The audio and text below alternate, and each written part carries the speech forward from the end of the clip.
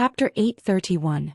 Watching the two of them leave, Mu Bing asked doubtfully, "Why are they looking for you, Qianqiu?" The spirit cultivation sect and the mythical fire palace had probably also taken a fancy to him. Mu Tianjiao shook her head with a complicated expression. Who knows? The father and daughter walked back into the shop and began to help Nan Tianlong arrange all kinds of immortal herbs. As all kinds of immortal herbs were placed on the shelves, it also attracted people from various sects to stop. The father, daughter, and disciple trio began to welcome the guests with smiles. After the hundreds of thousands of disciples from various sects were gone, the entire square seemed a lot more deserted. There was no longer the bustling crowd before the opening of the Divine Ruin Realm. The Skyward Palace's shop fully displayed the characteristics of the #1 alchemy sect in the immortal world. They sold all kinds of immortal pills and purchased all kinds of immortal herbs. Yu Qianqiu wandered outside the shop for a while. This was the second time he had come to the Skyward Palace's shop. The last time he had only passed by, but this time he walked straight in. The shopkeeper first sized up his cultivation and realized that he couldn't see through it. He quickly walked over and asked with a smile, "What immortal pill are you looking for? We have all kinds of immortal pills here." "I'm looking for Shui Mingqing." Yu Qianqiu pouted and stared at the few people inside with a smile. Master Yi was talking to a few disciples of the Skyward Palace, and Shui Mingqing was among them. Hearing that someone was looking for Shui Mingqing, the few people inside turned around. The shopkeeper knew that there was nothing for him to do, so he moved aside. Shui Mingqing was slightly startled. He didn't expect Yu Qianqiu to find him so early. He turned back to look at his new master. The few of them moved aside and Master Yi walked over to Yu Qianqiu with a smile and said, "You are Yu Qianqiu? My disciple has already told me about your performance in the Divine Ruin Realm. Speaking of which, the Skyward Palace has to thank you." Yu Qianqiu bowed respectfully and said, "Senior, you flatter me. Your disciple and I are already friends of life and death. It would be too polite to say thank you. As long as Senior doesn't despise me for being a rogue cultivator, Junior will be satisfied." Master Yi smiled and nodded slightly. After listening to Shui Mingqing talk about Yu Qianqiu's powerful means in the Divine Ruin Realm, he knew that once everyone in the Divine Ruin Realm came out, this child would immediately become famous. He turned around to look at his beloved disciple Shui Mingqing and couldn't hide the admiration in his eyes. The more friends he had, the better his disciple's future would be. He could not help but feel a little proud. Fortunately, he was the one who led the team to host the Divine Ruins Realm. Otherwise, Shui Mingqing would definitely be snatched away by other old fellows to be his disciple. When the news spread, those old guys from the Palace of Heaven would definitely be envious. My Skyward Palace also accepts outer disciples. If you are willing, I can recommend you, Master Yifuzi said in a good mood. Yu Qianqiu cupped his hands and said, "Thank you for your kindness, Senior, but Junior already has a master. Although my master is also a rogue cultivator, it's not good for him to join another sect." Master Yi let out an "oh" and said, "So that's how it is. For you to have such ability with your spirit-severing cultivation, your master must not be a nobody. Why don't you tell me? Maybe I know your master." "Like how you know him?" Yu Qianqiu respectfully said, "My master is just a nobody in the immortal world. Even if I tell you, Senior definitely won't know him." Master Yifuzi stared at him for a while and slowly asked, "It's not bad for a nobody to be able to teach a disciple like you. I presume your master is a hermit. May I know which immortal mountain your master lives in seclusion?" Seeing that Yu Qianqiu didn't want to say it clearly, Master Yifuzi was a bit suspicious. He wanted to ask someone to investigate. Yu Qianqiu immediately sensed the deeper meaning in his words. He smiled bitterly and said, "It would be great if I could occupy an immortal mountain and live in seclusion. Then I wouldn't have to look for my master this time." "What? Your master is missing?" Master Yifuzi asked. "To be honest, my master's whereabouts have always been uncertain. However, he often goes to the netherworld with some chamber of commerce to earn some spirit stones, but I don't know why. He has been in the netherworld for a long time, but he hasn't come back." After saying that, Yu Qianqiu bowed deeply and said, "This junior came to the Skyward Palace's shop to look for brother Shui Mingqing. In truth, I have something to ask of you, Senior. I hope Senior can give face to your disciple and help me this once." Shui Mingqing was stunned. This was different from the version they had agreed on. Little did he know that Yu Qianzhou was already cursing in his heart. This old ghost was really suspicious. He made me want to change the script. Master Yifuzi looked at Shui Mingqing and said with a faint smile, "My palace of heaven is indebted to you. If you have anything to say, just say it." "Thank you, senior." Yu Qianzhou said respectfully, "It's like this. I heard that all the major sects have people coming and going to the netherworld to trade. Junior wants to ask Senior to let Palace of Heaven send people to trade with the netherworld to bring Junior along. Junior wants to go to the netherworld to inquire about Master." He had also thought it through. He had originally come to the celestial world to find Bai Chongqun. Although he was tempted by the divine ruin realm, he still had to find a way to find out if the old man was dead or alive. Otherwise his heart would always be half-tangled. Master Yifuzi was solemn when he heard this. He silently looked at Yu Qianzhou for a while and said, "The netherworld is not like the celestial world. It is vast and there are countless heroes there. It has always been chaotic. Going to the netherworld to trade is a very dangerous thing. Since your master has been gone for a long time, with all due respect, I'm afraid the hope of him coming back is very slim. Are you sure you want to take the risk? A teacher for a day is a father for life." Yu Qianzhou nodded with a firm look in his eyes. The doubts in Master Yifuzi's heart disappeared. He was a little touched and said, "It seems that your master didn't accept you as a disciple for nothing.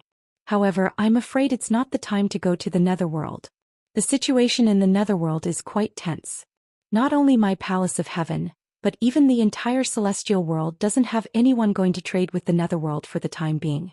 If you want to go to the netherworld, I'm afraid you have to wait until the situation in the netherworld calms down a little." Not only Yu Qianzhou but everyone present looked at each other. They didn't seem to know what he meant. Yu Qianzhou curiously asked, "Did something happen in the netherworld?" Master Yifuzi looked around at everyone and said, "I'm afraid only some of the higher-ups of the various sects know about this, but it doesn't matter if I tell you. Just treat it as a way to broaden your horizons. Don't spread it after this. There are 72 worlds in the human world, and one of them is a forbidden area of the immortal and netherworld realms. Although I don't know the reason, the Celestial Emperor and the Netherworld Emperor forbid the people of the immortal and netherworld realms from interacting with that world. That place is the ancient battlefield where the immortal and netherworld realms fought against the Myriad Swords Demon Monarch. Have you all heard of it?" Everyone replied in unison, "Yes." Yu Qianzhou's heart skipped a beat. The place Master Yifuzi was talking about was obviously where he came from. Could the situation in the netherworld be tense because the Eastern Holy Land was broken and the people trapped there returned? Master Yifuzi waved his hand and laid down a soundproof barrier in the shop before continuing. After the ancient battle, although the Myriad Swords Demon Monarch was defeated, many people from the immortal and netherworld were trapped by the heaven and earth universe formation laid down by the Myriad Swords Demon Monarch. Those experts from the immortal and netherworld were trapped for more than 100,000 years. It wasn't until recently that the heaven and earth universe formation was broken that those trapped immortal world experts returned through the netherworld and brought back shocking news. Master Yifuzi's voice paused, and a faint sigh appeared on his face as if he was feeling very emotional. Everyone was silent as they waited for him to continue. However, he seemed to be reminiscing about something and couldn't extricate himself from it for a long time. Yu Qianzhou cursed in his heart, but he honestly asked, "Senior, what kind of shocking news is it?" Master Yifuzi came back to his senses and shook his head with a sigh. It said that a peerless expert called Bai Chongqun appeared in that world. He could freely enter and exit the heaven and earth universe formation that trapped the experts from the immortal and netherworld. What's more terrifying is that 2 underworld generals and 2 immortal monarchs from the immortal world joined forces, but they weren't a match for him. 2 underworld generals and 1 immortal monarch died at his hands, and 1 was seriously injured. Ah! Everyone in the shop couldn't help but cry out. There was actually someone in the mortal world who could fight 4 immortal monarchs alone. It was too frightening. This news was indeed shocking, and everyone didn't even dare to breathe loudly after hearing it. Faster thief. Just this outdated news? Yu Qianzhou was speechless. He respectfully asked again, "Senior, what does this have to do with the tense situation in the netherworld?" Master Yifuzi looked at him and nodded. "Of course it's related. After that person called Bai Chongqun defeated 2 underworld generals and 2 immortal monarchs, he charged into the netherworld. This time he did something unimaginable. He was simply too daring. He actually charged into the Minghuang mountain and wanted to challenge the Netherworld Emperor. Everyone couldn't help but gasp. In everyone's eyes, the Netherworld Emperor was a top-notch expert who was on the same level as the Immortal Emperor. Someone actually dared to challenge the Netherworld Emperor? Oh my god. Xianxia's heart was pounding. His legs were a little weak and the muscles on his face were twitching. He sighed helplessly in his heart.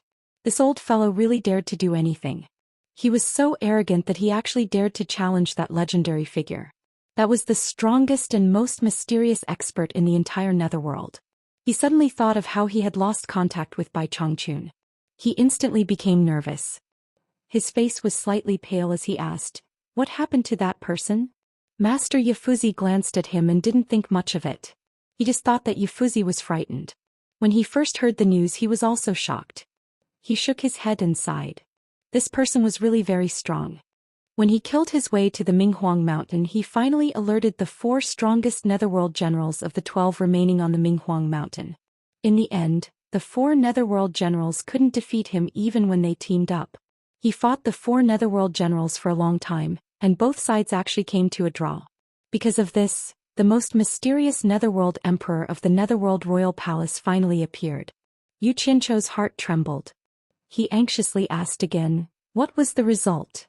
The Netherworld Emperor is indeed the Netherworld Emperor. He is indeed the most powerful emperor in the Netherworld. Master Yifuzi couldn't help but clench his fists as he said vehemently. It is said that after the Netherworld Emperor appeared, he was extremely furious. It was the first time in many years that someone dared to attack his Netherworld Royal Palace. He immediately ordered the 4 Netherworld generals to retreat and personally fought with that person called Bai Chongqun. 3 moves. Just 3 moves. Just 3 moves.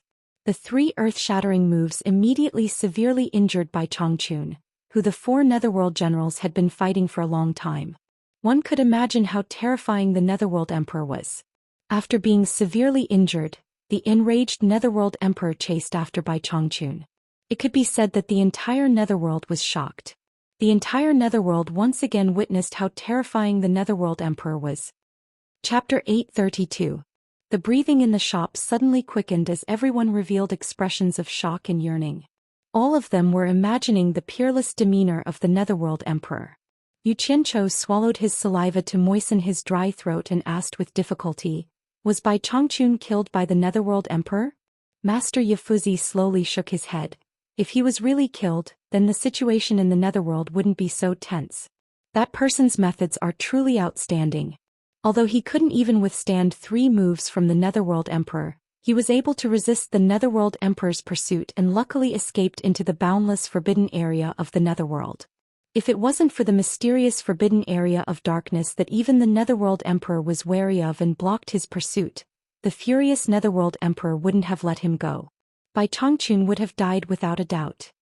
Xianxia's eyes lit up as he forcefully controlled his excitement and asked in a suppressed voice, "So that means that Bai Chongqun didn't die at the hands of the Netherworld Emperor and escaped in the end?" "You can say that," Master Yifuzi muttered, "but whether he's alive or dead is unknown." It is said that Bai Chongqun was severely injured by the Netherworld Emperor before he escaped into the mysterious forbidden area. In addition, just think about the strangeness of that mysterious place.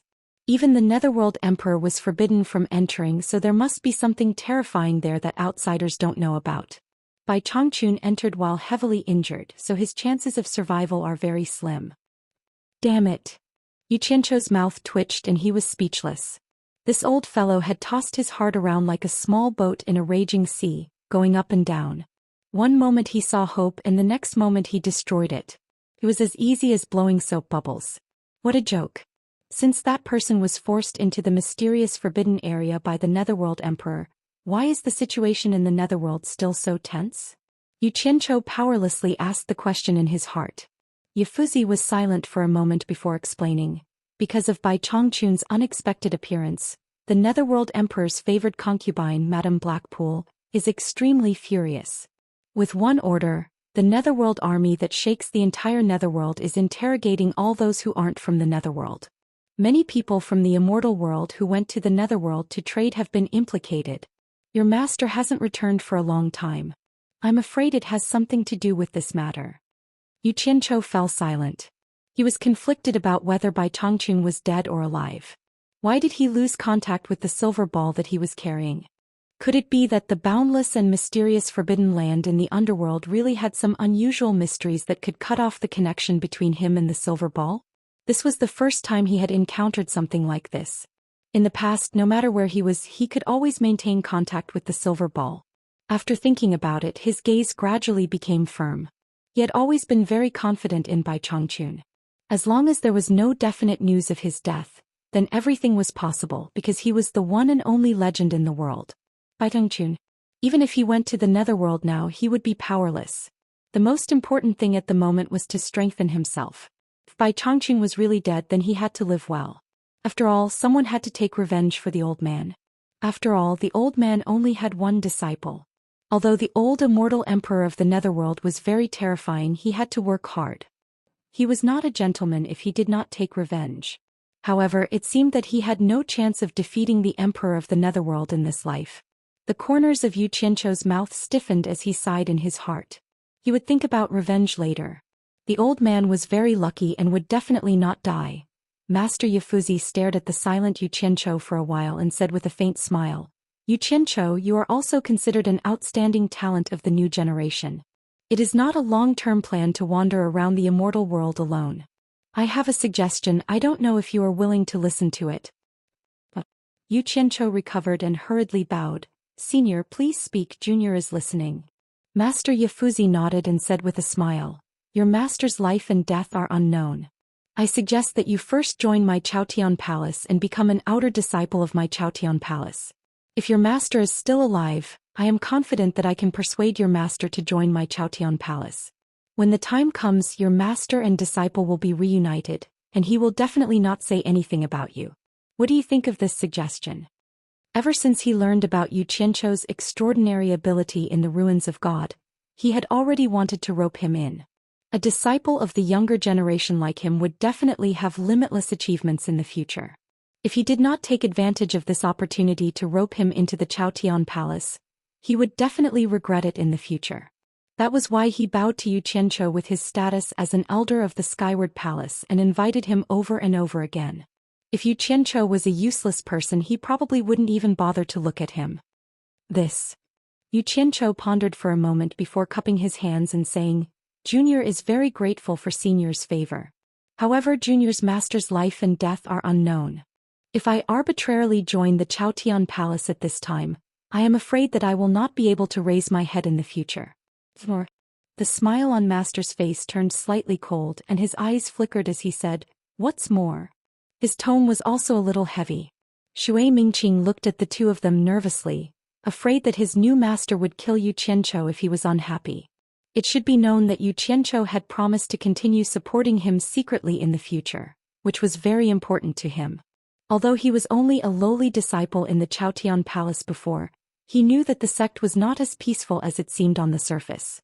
In fact, there were endless fights for power in the dark. Moreover, he had been promoted from the lowest disciple to the disciple of an elder, which would definitely attract a lot of covetous eyes.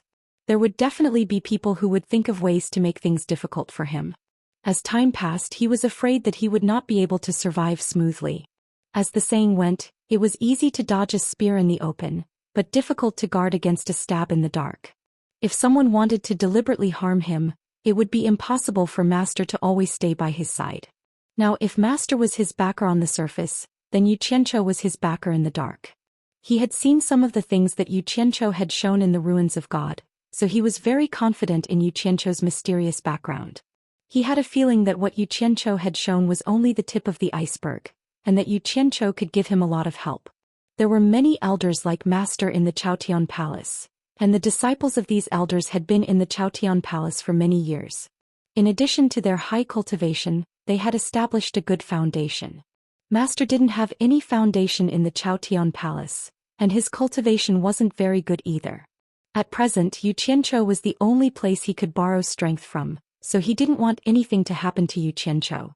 Yu Qianchou naturally heard the displeasure in Master's tone, so he calmly explained, "Senior might not know this, but when my master was still alive, he often talked about how he hoped that one day he could establish his own chamber of commerce and end his identity as a rogue cultivator. This can be said to be a wish of my master. As his disciple, I have the responsibility and obligation to fulfill master's wish. After saying that, he secretly sent a voice transmission to Shui Mingqing, asking him to come out and smooth things over. Master looked him up and down and raised an eyebrow. You mean you want to establish your own chamber of commerce in the immortal world? Yes. Yu Qianzhou replied with a firm look. Master sneered. Kid who doesn't know the immensity of heaven and earth, do you know how much it costs to establish a chamber of commerce? Even if you succeed in establishing it as you wish, can you run a chamber of commerce with your cultivation base that hasn't reached the immortal realm? I'm afraid that you won't be able to keep it. Where there's a will, there's a way. Yu Qianzhou replied in a sonorous voice. What a shameless boast. As soon as Master finished his sarcastic words, Shui Mingqing stepped forward and bowed to him. Master, disciple has a suggestion, but I don't know if I should say it. Master was slightly taken aback. He looked at his new disciple and his expression softened. What good suggestion do you have? This was a hint for Shui Mingqing to speak. Shui Mingqing immediately said respectfully, Brother, you saved this disciple's life in the divine ruin realm. This disciple really doesn't want to see a gap between him and our Chaotian palace. This disciple thinks that Master should give him a grace period. For example, give him 3 years. If he can't run a chamber of commerce in 3 years, this disciple is willing to do his best to persuade him to join our Chaotian palace. Master frowned slightly, but Yu Qianzhou shouted, Okay, and solemnly promised, 3 years it is. If I can't run a chamber of commerce in 3 years, there's no need for Brother Shui to persuade me. I will voluntarily join the Chaotian palace and work for it. Shui Mingqing looked at him with a burning gaze and played along. Brother, I'll say the ugly words first. Since you've already promised me, you are not allowed to join other sects within these 3 years. Otherwise, don't blame me for falling out with you. Deal. Yu Qianzhou promised. Shui Mingqing turned to Master and bowed. What do you think, Master? Master, please make the final decision. Master looked at Shui Mingqing for a while and slowly closed his eyes. Then it settled. He waved his hand and removed the soundproof barrier in the shop. Thank you, Master. Shui Mingqing bowed. The moment he bowed, he suddenly found that he had become much bolder. In the past, he wouldn't have had the guts to speak to the elders of the sect like this. At this moment, a person passing by on the street outside the shop glanced inside. Then he turned around and walked in. This person was none other than Du Feng of the Spirit Cultivation sect. He walked over with a smile and bowed to Master. Greetings, Senior. Then he cupped his hands to the 2 people beside him. Brother Shui, Brother Yu. Master smiled faintly. So it's a child from the Du family. What brings you here? This junior is looking for Brother Yu. I have something to discuss with him. Du Feng looked at Yu Qianzhou and said, I wonder if Brother Yu is free? He and Hui Yunlong met outside the 4 Connection shop. In fact, his goal was the same as Hui Yunlong's. They were both looking for Yu Qianzhou. It was just that Hui Yunlong said it, but he didn't. After learning from Mu Tianjiao that Yu Qianzhou was still in this area, the 2 cousins went their separate ways to look for him. Hui Yunlong used the spirit of foolish old man moving the mountains to search for Yu Qianzhou on the streets, while Du Feng quickly thought of where Yu Qianzhou might go, so he found Yu Qianzhou 1 step ahead of Hui Yunlong. Chapter 833. Specifically looking for me? Yu Qianzhou looked at Du Feng curiously before bowing to Master Ya. Then this junior will take his leave first. Master Ya nodded slightly without saying a word. Yu Qianzhou and Du Feng left the Palace of Heaven's shop. Before leaving, Yu Qianzhou and Shui Mingqing looked at each other tacitly. According to his previous plan of coming to the Palace of Heaven's shop, Yu Qianzhou originally wanted to rely on his relationship with Shui Mingqing to visit the Palace of Heaven as a guest or something. At the same time, he wanted to encourage Shui Mingqing to find a way to steal some pill recipes for him. However, Master Ye's carrot and stick made him understand that the old foxes of the Palace of Heaven were not easy to deal with. It would not be easy to steal pill recipes from the Palace of Heaven. Although he had a way to encourage Shui Mingqing to take the risk, it had taken a lot of effort to place a spy in the Palace of Heaven. It was better not to act rashly without confidence. Otherwise, he would have to accompany the spy he had nurtured. At the same time, the Palace of Heaven would definitely not let him off. After thinking about it again and again, he quickly made another decision. If he operated in the open and aboveboard way, he would still have a way to get what he wanted. Just like what he had said to Master Yi, he wanted to establish his own chamber of commerce in the celestial world. He wanted to openly develop his own forces. With a chamber of commerce as a cover, he could smuggle those people from the cultivation world into the celestial world and settle down. Seeing the two of them leave, Master Yi slowly turned to look at Shui Mingqing and said, "It seems that our Palace of Heaven is not the only one who wants to pull him into the sect." Shui Mingqing gritted his teeth and replied, "Disciple believes that he will abide by the 3-year agreement. Since you can pull over 300 people from the ruins of God to work for you, then Master believes in your foresight," Master Yi said lightly. Master Yifuzi faintly said, "Seeing how calm he is when dealing with me, perhaps he will have some achievements in the future. I support you to deepen your relationship with him in the future. Perhaps he might be able to help you in the future." Shui Mingqing was stunned. He bowed and said, "Disciple understands." At this time Yu Qianchou was standing on top of a mountain with Du Feng. Looking around at the undulating granite mountain range where not even a blade of grass grew, Yu Qianchou was a little speechless. This guy's actions were similar to Mu Tianjiao's. Could it be that he also wants me to join the spirit cultivation sect? "Brother Du, you brought me here. I consider Brother Du a friend. If Brother Du has anything to say, you can say it directly. There's no need to stand on ceremony," Yu Qianchou said. "Brother Yu is a straightforward person." Du Feng first affirmed, then looked at him with a humble face and said with a smile, "I wonder if Brother Yu has any plans after the Divine Ruin Realm gathering?" Yu Qianchou looked around and asked, "From what Brother Du said, do you have any good suggestions?" Hehe. "I won't beat around the bush so that Brother Yu won't like it." Du Feng turned around and walked to the edge of the mountain. He looked into the distance and said, "You should know that there are many sects in the immortal world with a long history. Each sect has many direct descendants like me and Yunlong. It's because there are too many direct descendants that it's difficult to stand out in the sect. If we don't produce results that everyone is convinced of, even if my father and Yunlong's father is an elder in the sect, it's not easy to forcefully support us." Yu Qianchou walked to his side and stood side by side with him, admiring the unique mountain scenery. He said with a smile, "Your relationship with Hui Yunlong seems to be not ordinary. Our mothers are blood-related sisters. My mother is his mother's older sister. We are cousins, it's just that our sects are different." Du Feng explained honestly. Yu Qianchou nodded and said, "So that's how it is. No wonder the relationship between your fathers is not ordinary. You two cousins risked your lives to enter the Divine Ruin Realm together. Is there a reason? Or does it have something to do with the results that everyone is convinced of?" Du Feng nodded and said, "Our age and cultivation are about the same. Both of us have our fathers to rely on in the sect, so it's not difficult for us to raise our cultivation to the immortal realm. What's difficult is to stand out among the many direct descendants, then have a good start and walk to a high position in the sect step by step." After some discussion, our parents spent a lot of money to barely get the position of deputy deacon. But because we haven't made any contributions to the sect, there are many people in both sects who are quite dissatisfied. That's why Yunlong and I went to the Divine Ruin Realm. We were able to come back safe and sound and bring back a lot of things without losing a single person. With our father's help, our positions as deputy deacons should be in the bag. A trace of disdain flashed in Yu Qianchou's eyes. Needless to say, from the situation in the Divine Ruin Realm, it could be seen that the disciples who accompanied the two into the Divine Ruin Realm were probably carefully selected by Du Kairan and Huo Lianqing to be cannon fodder. At the critical moment, they would definitely protect the two young masters with their lives.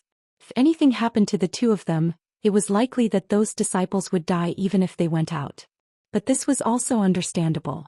Who told them to have a good father? Yu Qianchou asked indifferently. How high is the position of deputy deacon? How high is the position? Brother Yu, that's an interesting analogy.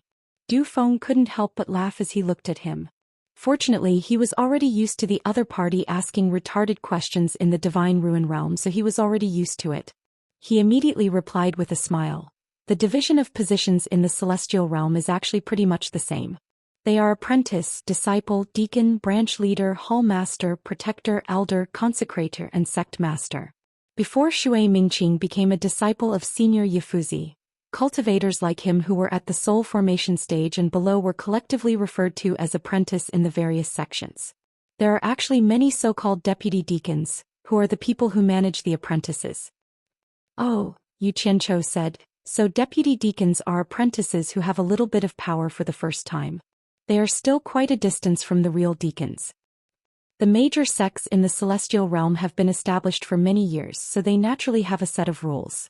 They can't be accomplished overnight. Basically, they progress step by step.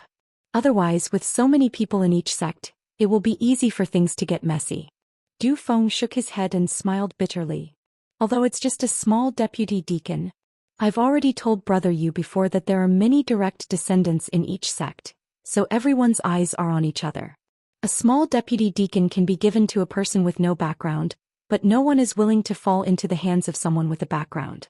This is because a person without a background will only be a deputy deacon if they become a deputy deacon, but it's different for those with a background. They have a bright future, which is the starting point for them to rise up. I'm sure Brother Yu already understands what I mean. I thought that direct descendants like you who have a backer would have a very comfortable life, but it seems that the internal strife between the various sects is very fierce. Yu Qianchou chuckled. In each sect, the higher up you go, the fewer positions there are. For people of the same generation, if you fall one step behind, it's very likely that you will fall behind and in the end, you will be suppressed by others for the rest of your life. An immortal cultivator's life is endless, and no one is willing to be suppressed by others for the rest of their life. In a sect, you don't have a choice. You may not be the only one being suppressed. Even your future children and grandchildren will be implicated, so it's inevitable that you will fight in the dark. Du Feng sighed. You can imagine that behind the scenes of these famous sects, it's not as simple as fighting each other. Maybe it's a fight to the death. Yu Qianchou suddenly said strangely, do the founding masters of your sects just sit back and watch their children kill each other? Don't they come out and do something? Du Feng tilted his head and looked at him. He slowly said word by word, a sect can't rely on one founding master to maintain its normal operation. It might be possible in the short term, but it won't last long.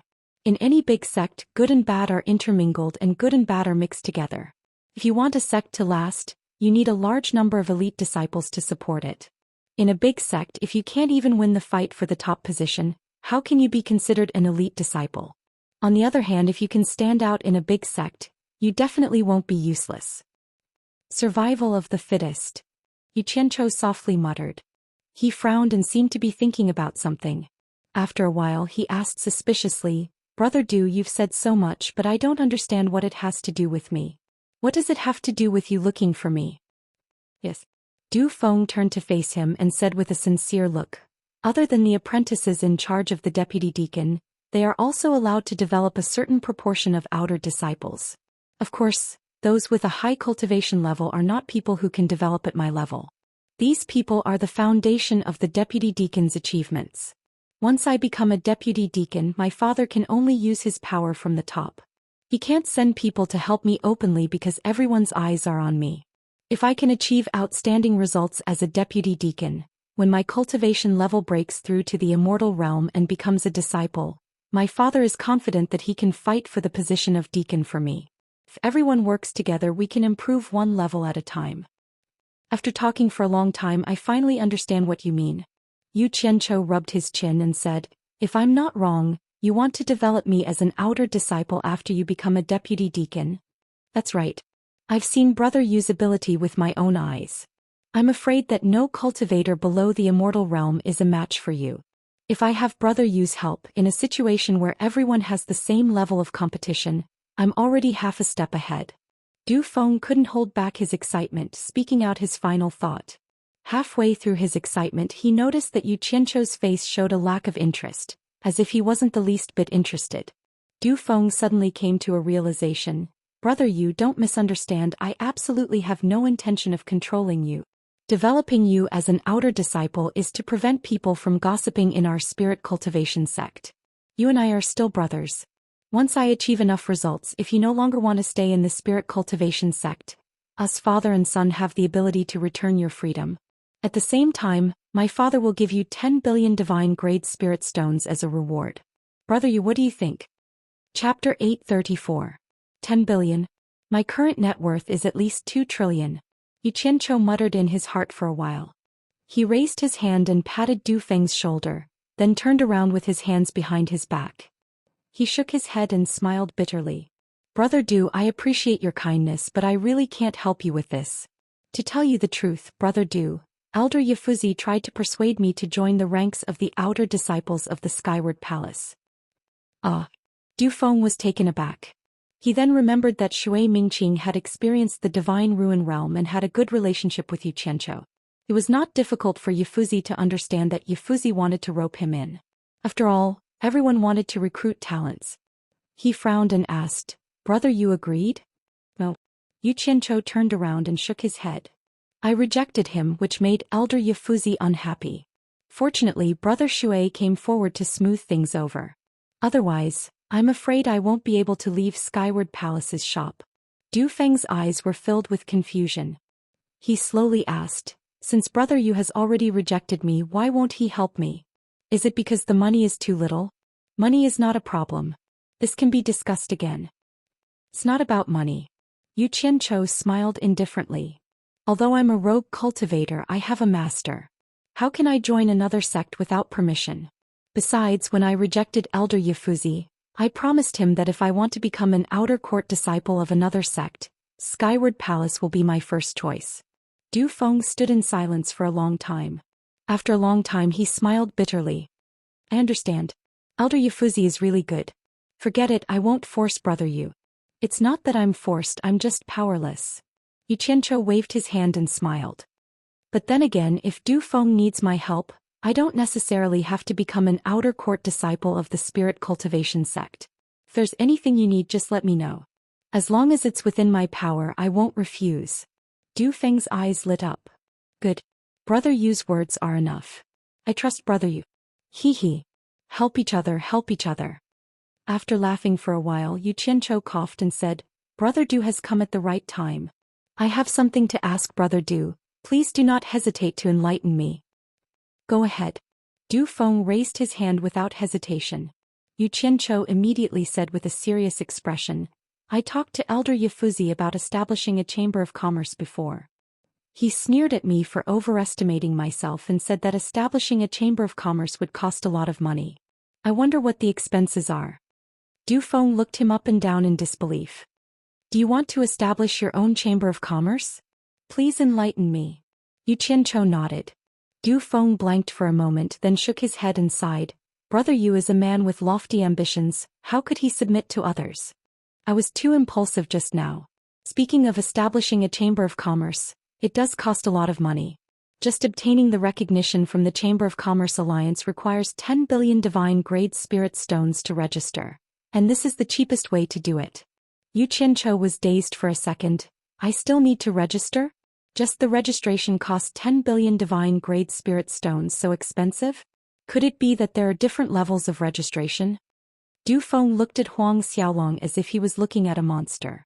He paused briefly before explaining, if you spend 10 billion divine-grade spirit stones to register, you can only obtain the permission to operate one type of business. For example, if your registered Chamber of Commerce deals in immortal pills, you are only allowed to sell immortal pills, not other businesses. Otherwise, you will be heavily punished by the Chamber of Commerce Alliance. However, if you are willing to spend 50 billion divine-grade spirit stones to register, you can operate any business that the Immortal Palace allows. Spending 50 billion divine-grade spirit stones just for registration? Xianxia exclaimed, is this the Chamber of Commerce Alliance or the Bandit Alliance? Can I not register? Du Feng subconsciously looked around, a wry smile on his face. Brother Yu, be careful with your words. The Chamber of Commerce Alliance was established by the Immortal Palace to manage all the businesses in the immortal world. If you want to open your own business in the immortal world, you have no choice but to pay the money.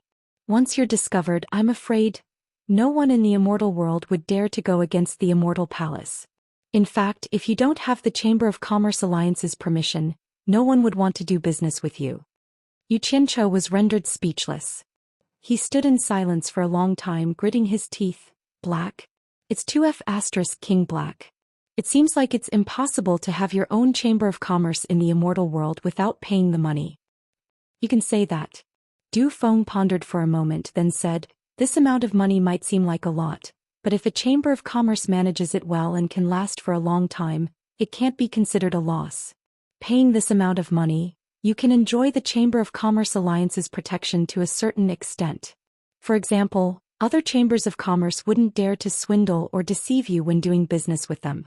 Keeping one's word is the Chamber of Commerce Alliance's ironclad rule. If anyone dares to violate it, they will be severely punished. Secondly, the Chamber of Commerce Alliance will hold regular gatherings, which is a good opportunity for various chambers of commerce to earn some money.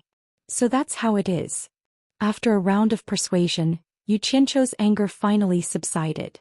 What made him depressed was that he wanted to establish a chamber of commerce that could do any kind of business, but where was he going to find 50 billion divine-grade spirit stones?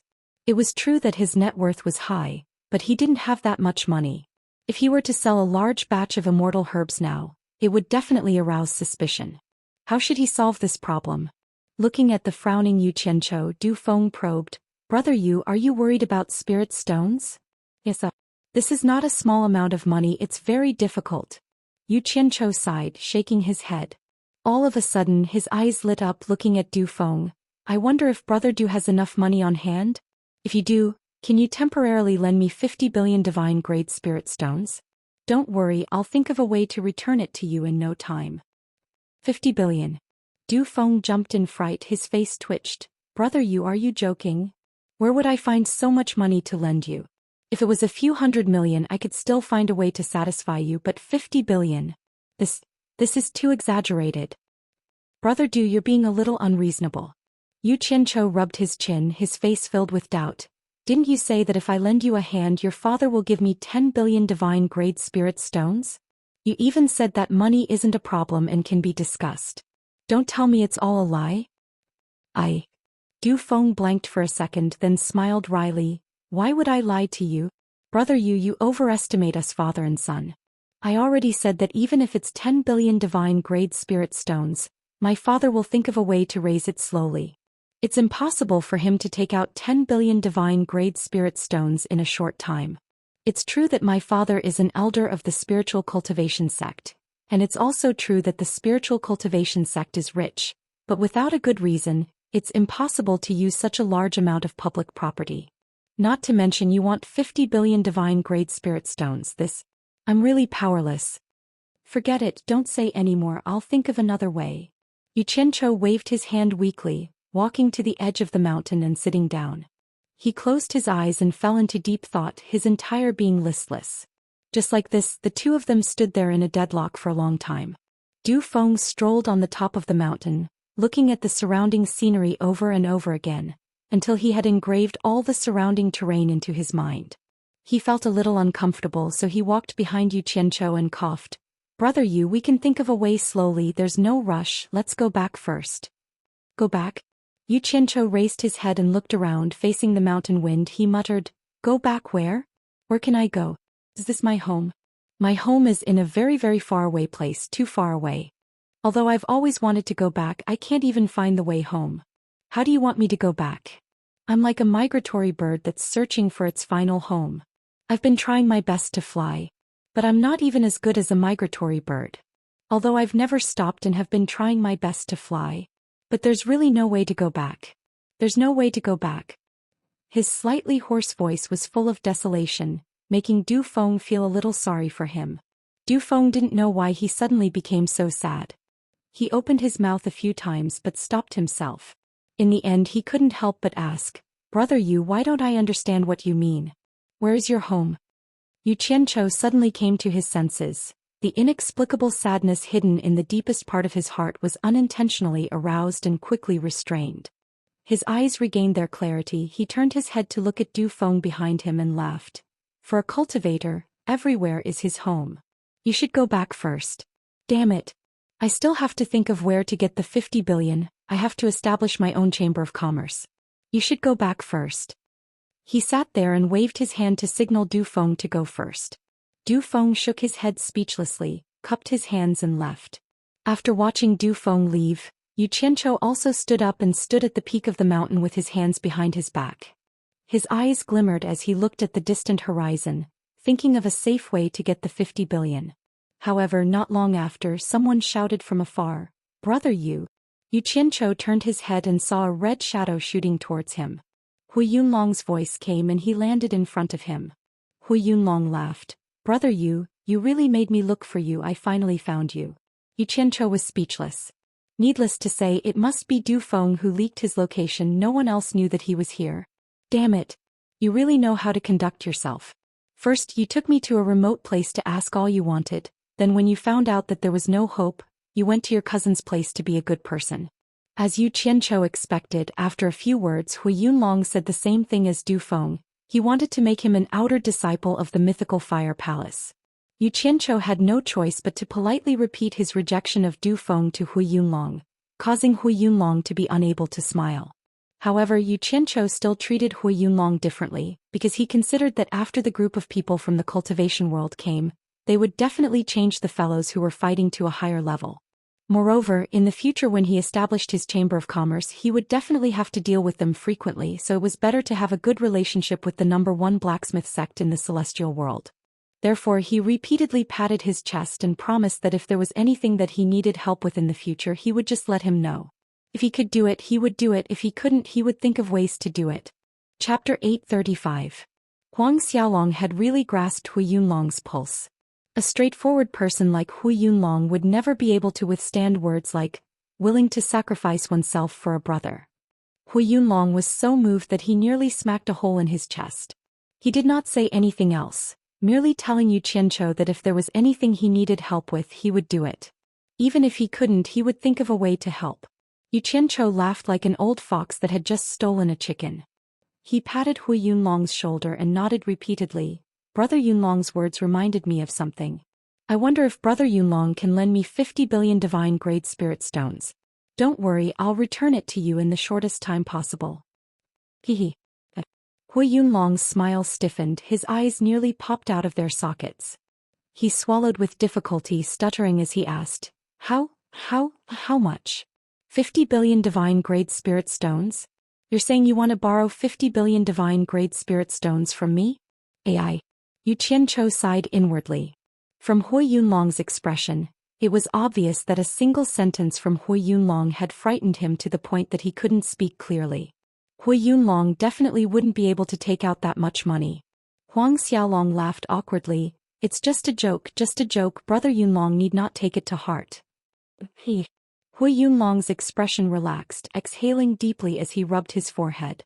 There was still lingering fear in his heart. Brother, you really gave me a fright. I thought, brother, you really wanted to borrow 50 billion divine-grade spirit stones from me. You have to know that even if I were to be sold, I wouldn't be able to get that much money out. You really gave me a fright. It's just a joke, don't take it seriously. Yu Qianchou consoled Hui Yunlong out of goodwill. Subsequently, the two of them chatted about their brotherly love, and when they were done, they returned home. In the next few days, Yu Qianchou, who was homeless in the immortal world, stayed in the mythical fire palace's shop. Every day he would try his best to build a good relationship with everyone in the shop. Of course, Huo Lianqing was his main target. Secondly, when he was free, Huang Xiaolong would stroll the streets with Hui Yunlong, asking him about matters related to the immortal world, deepening his understanding of the immortal world. Ever since the first time he went to the Four Links Chamber of Commerce to collect his 100 million divine-grade spirit stones commission, Huang Xiaolong had found an excuse to bring Hui Yunlong to the Four Links Chamber of Commerce's shops. Hui Yunlong was never tired of this, willing to listen to Du Feng's rotten excuses.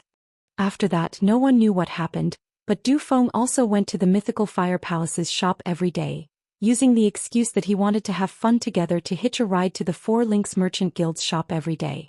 After some time, the father-daughter pair Long and Li understood what Xiaolong was doing. That Yu Qianchou was just a foil. The two people who were always hinting at Mu Tianjiao were obviously interested in the young lady of the Mu clan. Although Mu Tianjiao accompanied them, talking and laughing, she was neither humble nor respectful, neither too close nor too far, deepening their friendship. Whenever the two of them showed any signs of wanting to do something obvious, she, a smart person, would feign ignorance. Yu Qianchou, the giant third wheel, was watching the fun from the side. When he first decided to establish the Chamber of Commerce, he had considered whether he should make use of Mu Tianjiao and take over the Four Links Chamber of Commerce. That way he could save 50 billion divine-grade spirit stones, but he gave up on the idea. If he had to establish his own chamber of commerce in the immortal world, then the name wouldn't be the Four Links Chamber of Commerce, but the famous Under the Heavens Trading House. Yin Baikong died in battle in order to defend against the powerful enemies of the immortal world. This was a kind of spirit, and if this spirit was brought to the immortal world, it would become a strong cohesive force, a strong centripetal force. Yu Qianqiu believed that as long as the signboard of the Under the Heavens Trading House was established in the immortal world, it would definitely give those cultivators who left their homes to fight in the immortal world a sense of belonging. They wouldn't be like him feeling homeless. Secondly, Yin Baikong's Under the Heavens Trading House had left behind a large number of business elites. Once they gathered in the immortal world, it would be the time for them to display their skills in this vast land. At that time he wouldn't need to worry about anything, he only needed to grasp the direction behind the scenes. Presumably they would also be very willing to let the Under the Heavens Trading House flourish everywhere in the immortal world, especially Sikongju and Jing Yuankong. This was called walking the dignified path of a king, winning over the hearts of the people. One must know that the will of the people couldn't be changed no matter how much money you had. Because of this, Yu Qianqiu decided to fork out this sum of money regardless of the cost. At the very least he would just treat it as spending money to remember Yin Baikong. He hoped that Yin Baikong was somehow aware of this, hoped that he would smile when he found out that the Under the Heavens Trading House he founded had taken root in the immortal world. Thinking about it this way, Yu Qianqiu felt that this sum of money was well spent. Wan Gutong's shop in the innermost compartment. Although it was simple and crude, it didn't lose its elegance. The room was filled with the faint fragrance of a woman. The graceful Wan Ling's eyes flickered with shrewdness and experience. She raised her hand and dismissed a disciple who had finished reporting the situation. With light steps she took out a jade archive from the shelf on the side and stroked it in her hand. Her eyes flickered as she pondered quietly. Beside her, Mu Wan, Mu Gu and Mu Tong exchanged glances. Although they bore the title of elder in reality, they didn't care about anything within the sect. They were wandering cultivators and the three Mu brothers that Wan Gutong's sect master Wan Bushing had saved a long time ago. In order to thank Wan Bushing for saving their lives, the three of them changed their names and followed Wan Bushing for the rest of their lives, obeying his orders. In name the three of them were outer sect elders, but in reality their positions in the entire Wan Gutong were very high. Other than Wan Bushing, no one else had the authority or dared to order them around. Wan Ling was the only daughter of Wan Bushing's late eldest son, and was deeply doted on by Wan Bushing. Plus she was quite capable, so Wan Bushing gave her a transcendent status. Wan Gutong's advisor could oversee the matters within the sect, but she had no authority over them. Therefore this advisor didn't have much power in Wan Gutong, but it wasn't small either. She was probably the only one among all of Wan Bushing's descendants who could directly meet Wan Bushing at any time, anywhere. No one in the entire Wan Gutong dared to not give her some face. This time she had led a group to participate in the realm of the deity gathering on a whim. Because there were many people at the gathering, Wan Bushing was afraid that something might happen to her, so he brazenly mobilized the three Mu brothers with the highest cultivations in the outer sect to protect her. Ever since Yu Qianqiu bought 100 sets of jade archives and came out safely from the realm of the deity, he had attracted Wan Ling's attention. Thus she had sent people to secretly monitor Yu Qianqiu. However, other than interacting with Mythical Fire Palace, Spirit Cultivation Sect and Four Links Chamber of Commerce, Yu Qianqiu did not make any strange movements. Could it be that her suspicions were wrong? Wan Ling placed the jade archives back on the shelf and turned to look at the three Mu brothers, asking slowly, "Don't the three elders feel that this Yu Qianqiu is suspicious?" This kid's previous actions were indeed a little suspicious, but... Mu Wan paused, then shook his head with a bitter smile. "So what if he's suspicious? He has nothing to do with our Wan Gutong, he really isn't worthy of Mrs. Attention." In the entire Wan Gutong, the three brothers would only call Wan Ling Miss. That's not the way to put it. Wan Ling shook her head gently.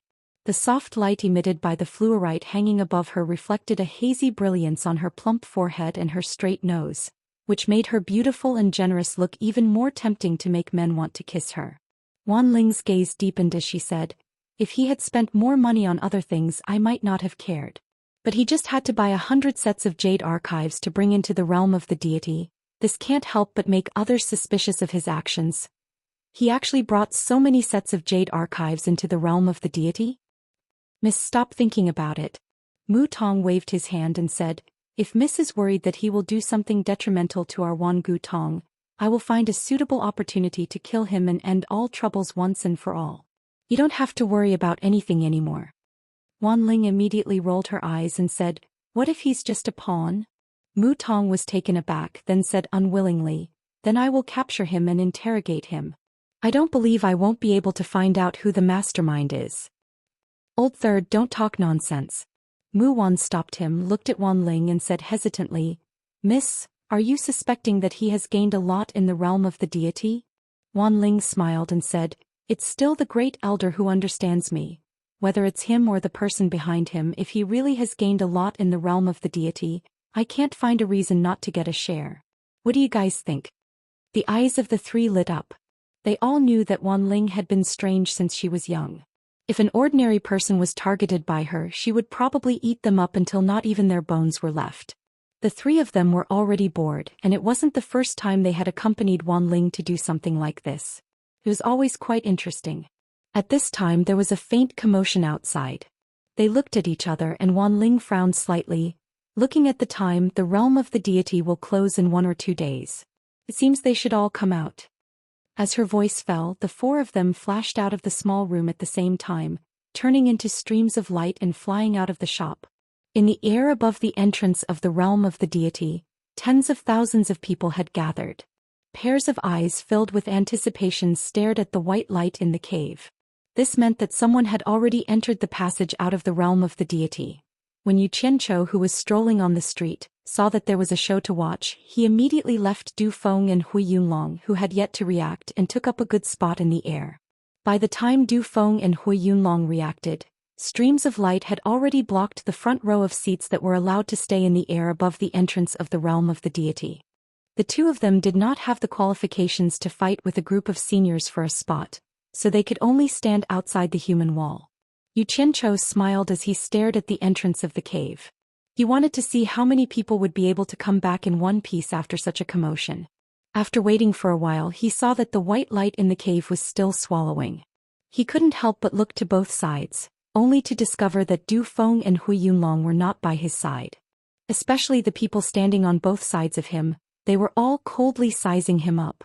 Chapter 836. Yu Qianchou immediately realized that his position was not suitable, so he stared straight at the entrance of the divine ruin realm in front of him, pretending to be oblivious to the gazes that were looking at him. However, after staring for a while, he kept feeling the wind behind his neck, and faintly smelled the fragrance of a woman's body. Damn it! What the hell? Yu Qianchou muttered in his stomach. He held it in for a while but found that the wind behind his neck was still blowing non-stop. That faint body fragrance was familiar. Thinking about it, other than Jiwu Immortal Monarch and Mu Tianjiao, he did not seem to know any other women in the immortal world. Moreover, this body fragrance did not match the smell of these two women. After a while, the wind behind his neck continued to blow. Yu Qianchou finally could not bear it anymore. He suddenly turned around and was stunned. He saw Wan Ling covering her mouth and smiling, then hooking her slender finger at him as a greeting. That beautiful and capable appearance revealed a bit of mischievousness. Yu Qianchou was stunned for a while, then turned around and cupped his hands, laughing. Hee hee. No wonder this body fragrance felt familiar, so it's big sister Wan Ling's body fragrance. As soon as these words came out, the surrounding gazes immediately turned towards them. Everyone's gazes were filled with ambiguity and strangeness, sweeping across the man and woman, seemingly trying to find some clues. Who was Wan Ling? Almost everyone present knew who she was. She was the #1 merchant house in the immortal world, Sect Master Wan Bosheng's precious treasure. If anyone could chase after her, then they would not have to worry about anything in the immortal world for the rest of their lives. Countless rich young masters had pursued her, but it seemed that none of them had succeeded. Could it be that she had an affair with this brat? Actually, they could not be blamed. Yu Qianchou's words were too ambiguous, saying that this body fragrance was familiar, so it was big sister Wan Ling's. Anyone who heard it would probably misunderstand. The smile on Wan Ling's face froze. After sensing everyone's ambiguous gazes, her entire face instantly flushed red. She gritted her teeth and shouted, "Who is your big sister? Who knows you? Damn it. Calling you sister is giving you face. Who would have thought that you're already thousands of years old? Even if I add up my 2 lifetimes, I'm not more than 100 years old." Yu Qianzhou cursed inwardly. He felt wronged, but he couldn't afford to offend him now. He squeezed out a smile and said, "How can I not know him? If I didn't know you, you wouldn't keep blowing on the back of my neck. After we broke up last time, you even gave me this. Don't you remember?" As soon as he finished speaking, he took out the Xianxia token in order to save some face for himself. He didn't want others to say that he was a dignified man who was trying to climb up a high branch. A big man still wanted to save some face. He could be suspected of anything, but he couldn't be suspected of living off a woman. While showing it to Wanling, I also wanted to show everyone that we really knew each other. Really is a Zixuan token. Not bad. It can't be faked. There was an uproar in the surroundings. Everyone had reason to believe that with this kid being able to enter the Divine Ruin Realm, he would at most be at the Soul Formation stage. How could a Soul Formation stage itinerant cultivator hired by the Four Links Chamber of Commerce have a Zixuan token? This was too strange. The only reason was that it could really have been given to him by Wanling. In the end, Wanling's words confirmed everyone's guess. Wanling's pretty face turned red and she shouted angrily, "You don't know what's good for you. Give it back to me." She quickly made a move and snatched back the Zixuan token she had given him. "Oh." A series of "ohs" immediately sounded from the surroundings. Everyone seemed to have understood. Wanling herself seemed to have reacted as well. She held the Zixuan token and froze in place. The 3 Mu brothers looked at each other and held back their laughter. This girl had always been someone who didn't suffer losses, but this time she had met her nemesis. They were still thinking of taking advantage of this kid, but they didn't expect to be beaten up by this kid in a daze. Now they had suffered a big loss. Nemesis. The sounds of astonishment from the surroundings didn't stop. They were all trying to figure out how Yu Qianzhou and Wanling got together. Wanling quickly sobered up, and her complexion returned to normal in the blink of an eye. She inserted the Zixuan token into the lapel of Yu Qianzhou's chest and said with a smile, "Put it away. Don't mind me, I was just joking with you. Why are you still looking at me? Don't tell me there's a flower on my face?" Yu Qianzhou's head was filled with fog. He mumbled an "oh" and grabbed the Zixuan token from the lapel of his chest. Then he obediently turned around. He muttered in his stomach, "A woman's heart is truly unfathomable. Damn it, you're making a fool out of me in front of everyone. Slut, just you wait. One day I'll get back this face." He didn't know that Wanling was staring at the back of his head while gnashing her teeth in hatred. Although she had a faint smile of disapproval on her face, she was secretly biting her lips. The 3 Mu brothers, who knew Wanling very well, immediately felt a chill run down their spines. They cast a pitying glance at Yu Qianzhou. Just think about it, today's events would definitely spread quickly. Wanling's many suitors would definitely come one after another. Based on this brat's cultivation base, which hadn't even reached the Immortal realm, he would definitely die a very, very miserable death. Even his dismembered body wouldn't be enough to fill the gaps between Wanling's suitors' teeth. The white light at the entrance of the cave suddenly rose sharply, immediately attracting everyone's attention. A woman whose face was covered in blood and her clothes were so ragged that half of her fair and tender back was exposed staggered out. Under the command of the golden-robed guard, she panicked and ran all the way to the empty space below. Someone immediately said in a low voice, "It's a female disciple from Rainbow Cloud sect." Almost at the same time, several women in fluttering cloud clothes flashed in the air and reached out to support the female disciple who had fled back in a sorry state. As soon as the female disciple saw her fellow sect master, she immediately sat on the ground and wailed, "They're all dead, they're all dead." Her cries were shrill and sharp, making people panic. A cold-faced woman with a pair of sword-like eyebrows frowned and shouted, "What are you crying for? Shameful thing, let's help her back first." Immediately, someone summoned a white robe from the storage bracelet and draped it over the crying woman. 2 people worked together to help her back. The sword-like eyebrows woman had fair skin, and her face was thin as if it had been cut by an axe. She was serious in speech and manner, and her eyes were like cold stars as they swept across the crowd. Then she flashed back to her original position in the air and continued to watch as if nothing had happened. Not long after, the entrance of the divine ruin realms spat out a burst of white light, and more than a dozen people flew out. What was hard to believe was that these people actually fought their way out, completely ignoring the murderous gazes of the Immortal Palace guards, as if their eyes were bloodshot. "It's Wan Gu Tong and the Hidden Dragon Manners people," someone exclaimed. Wan Ling and the rest were so shocked that their mouths could hardly close. Some of these people were indeed Wan Gu Tong's people, but how could they be so crazy as to fight in the Immortal Palace's forbidden area? Wu Xiong stood on the mountain peak with his hands clasped behind his back, looking down indifferently. "Those who don't leave the realm kill." His deep voice covered the entire square, reverberating in everyone's eardrums. He didn't even give anyone a chance to wake up and brazenly gave the order to kill. At the entrance of the cave, more than a dozen Immortal Palace guards attacked in unison, and more than a dozen beams of light shot out. More than a dozen miserable screams abruptly stopped, and the dozen people in the chaotic battle instantly exploded into chunks of flesh and blood.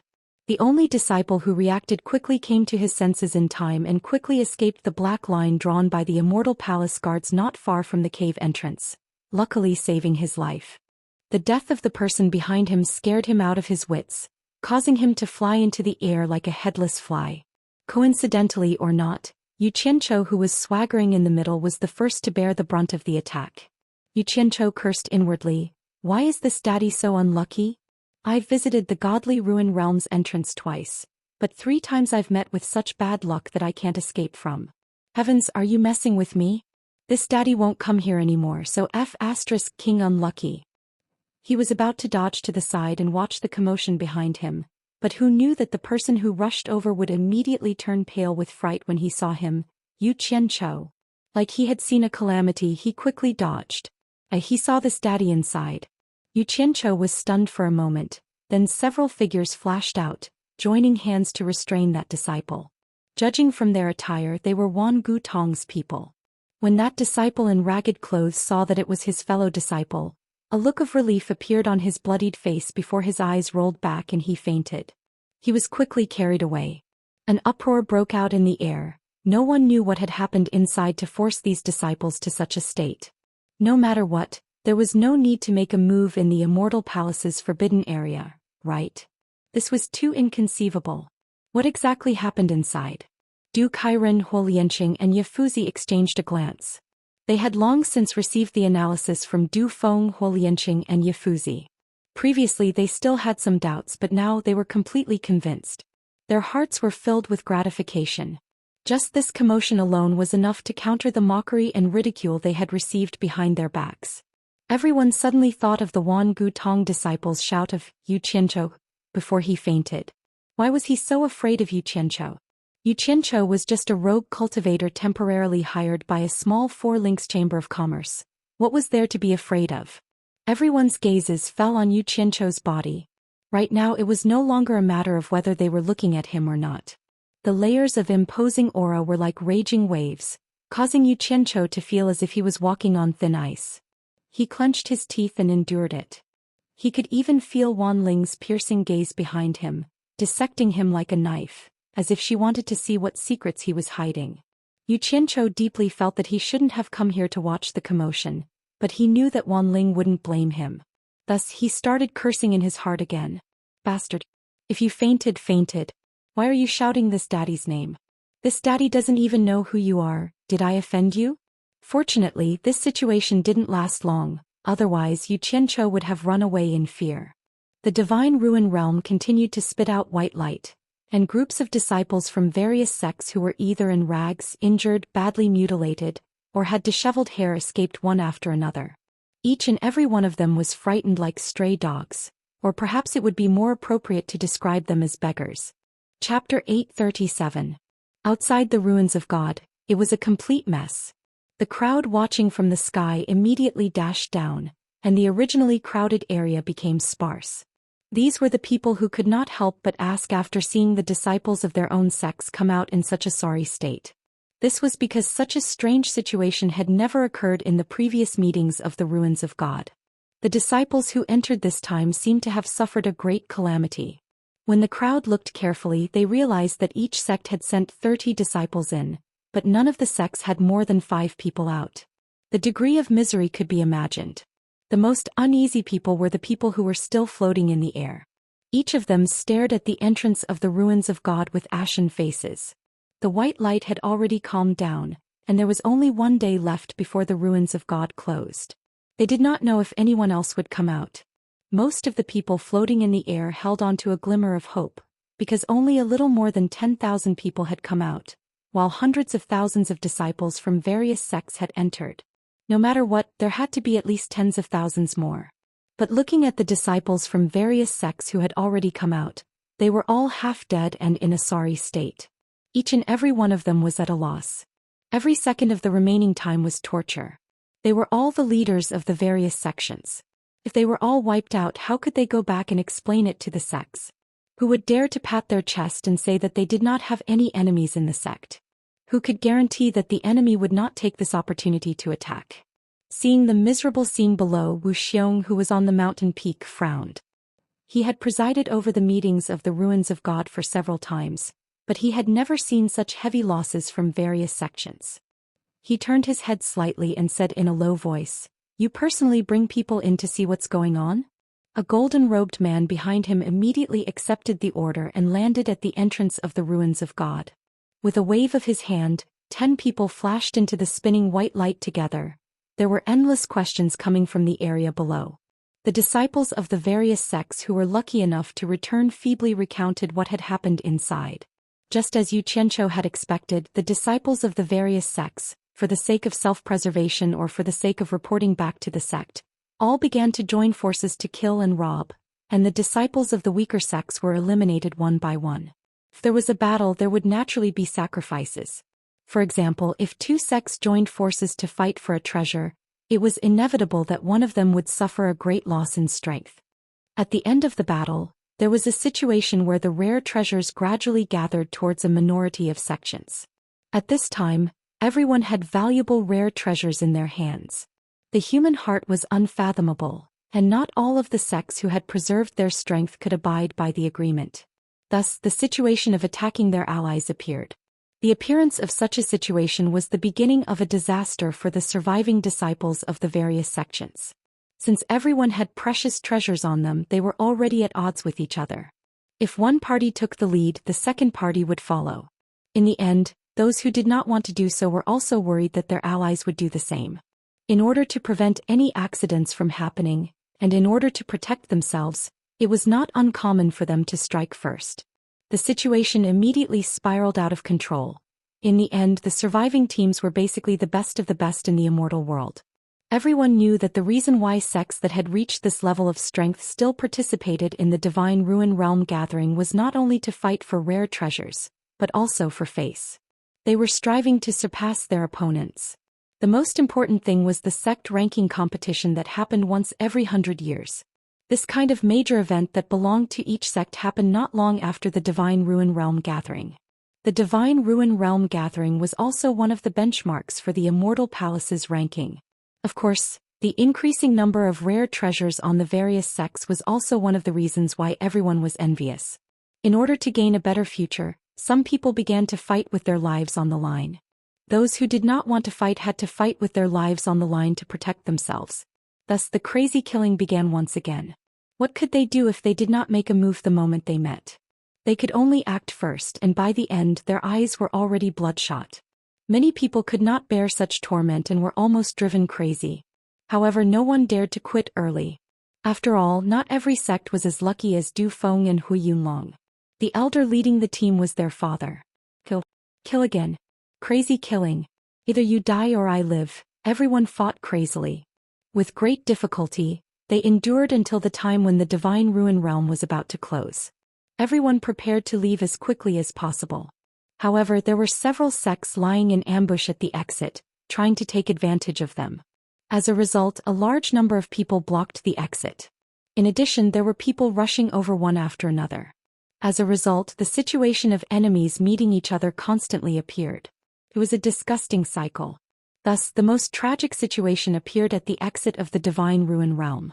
It was not an exaggeration to say that there were mountains of corpses and rivers of blood. Every one of them had become murderous demons. Some of them had already lost their minds from the killing and killed anyone they saw. There were even many cases where they mistakenly killed their own sect members. The disciples of the various sects chattered endlessly. Their sorrowful cries and complaints mixed into a mess. A bloody and incomparably cruel scene of slaughter gradually appeared in front of everyone's eyes. Even the elders leading the various sects, who were experienced and knowledgeable, sucked in a cold breath when they heard this. They felt a chill run down their spines. No one would have thought that the Divine Ruin Realm gathering this time would be so cruel. Du Kairen, Huo Lianqing and Yifuzi looked at each other in shock. They could not help but rejoice that the disciples of their sects had recognized the situation in time, so they did not end up being completely annihilated. This was especially true for the first two relatives. Their hearts were thumping non-stop, and they were already thanking the heavens in their hearts.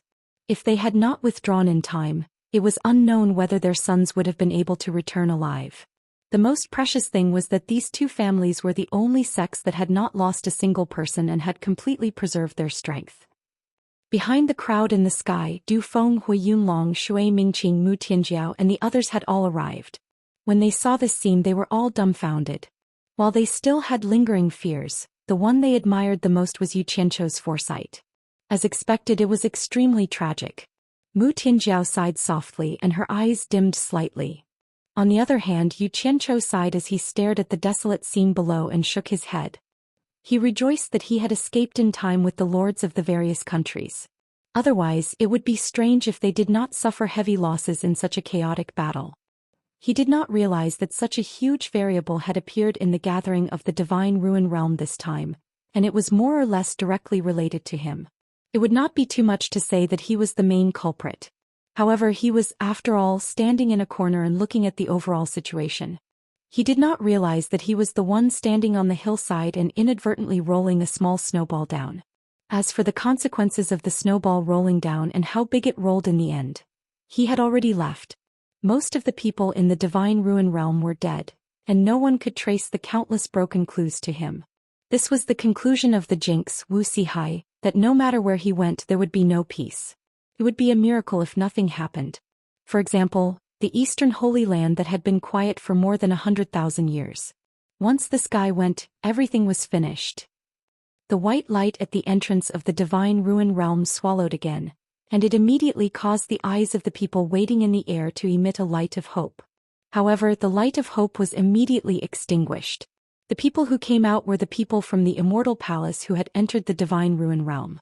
The person in the lead flashed to the peak of the mountain and with a solemn expression he cupped his hands and reported to Wu Xiong, reporting to Great Commander, "There are corpses everywhere at the exit, piled up like a mountain. We have circled around the small area and there are corpses everywhere.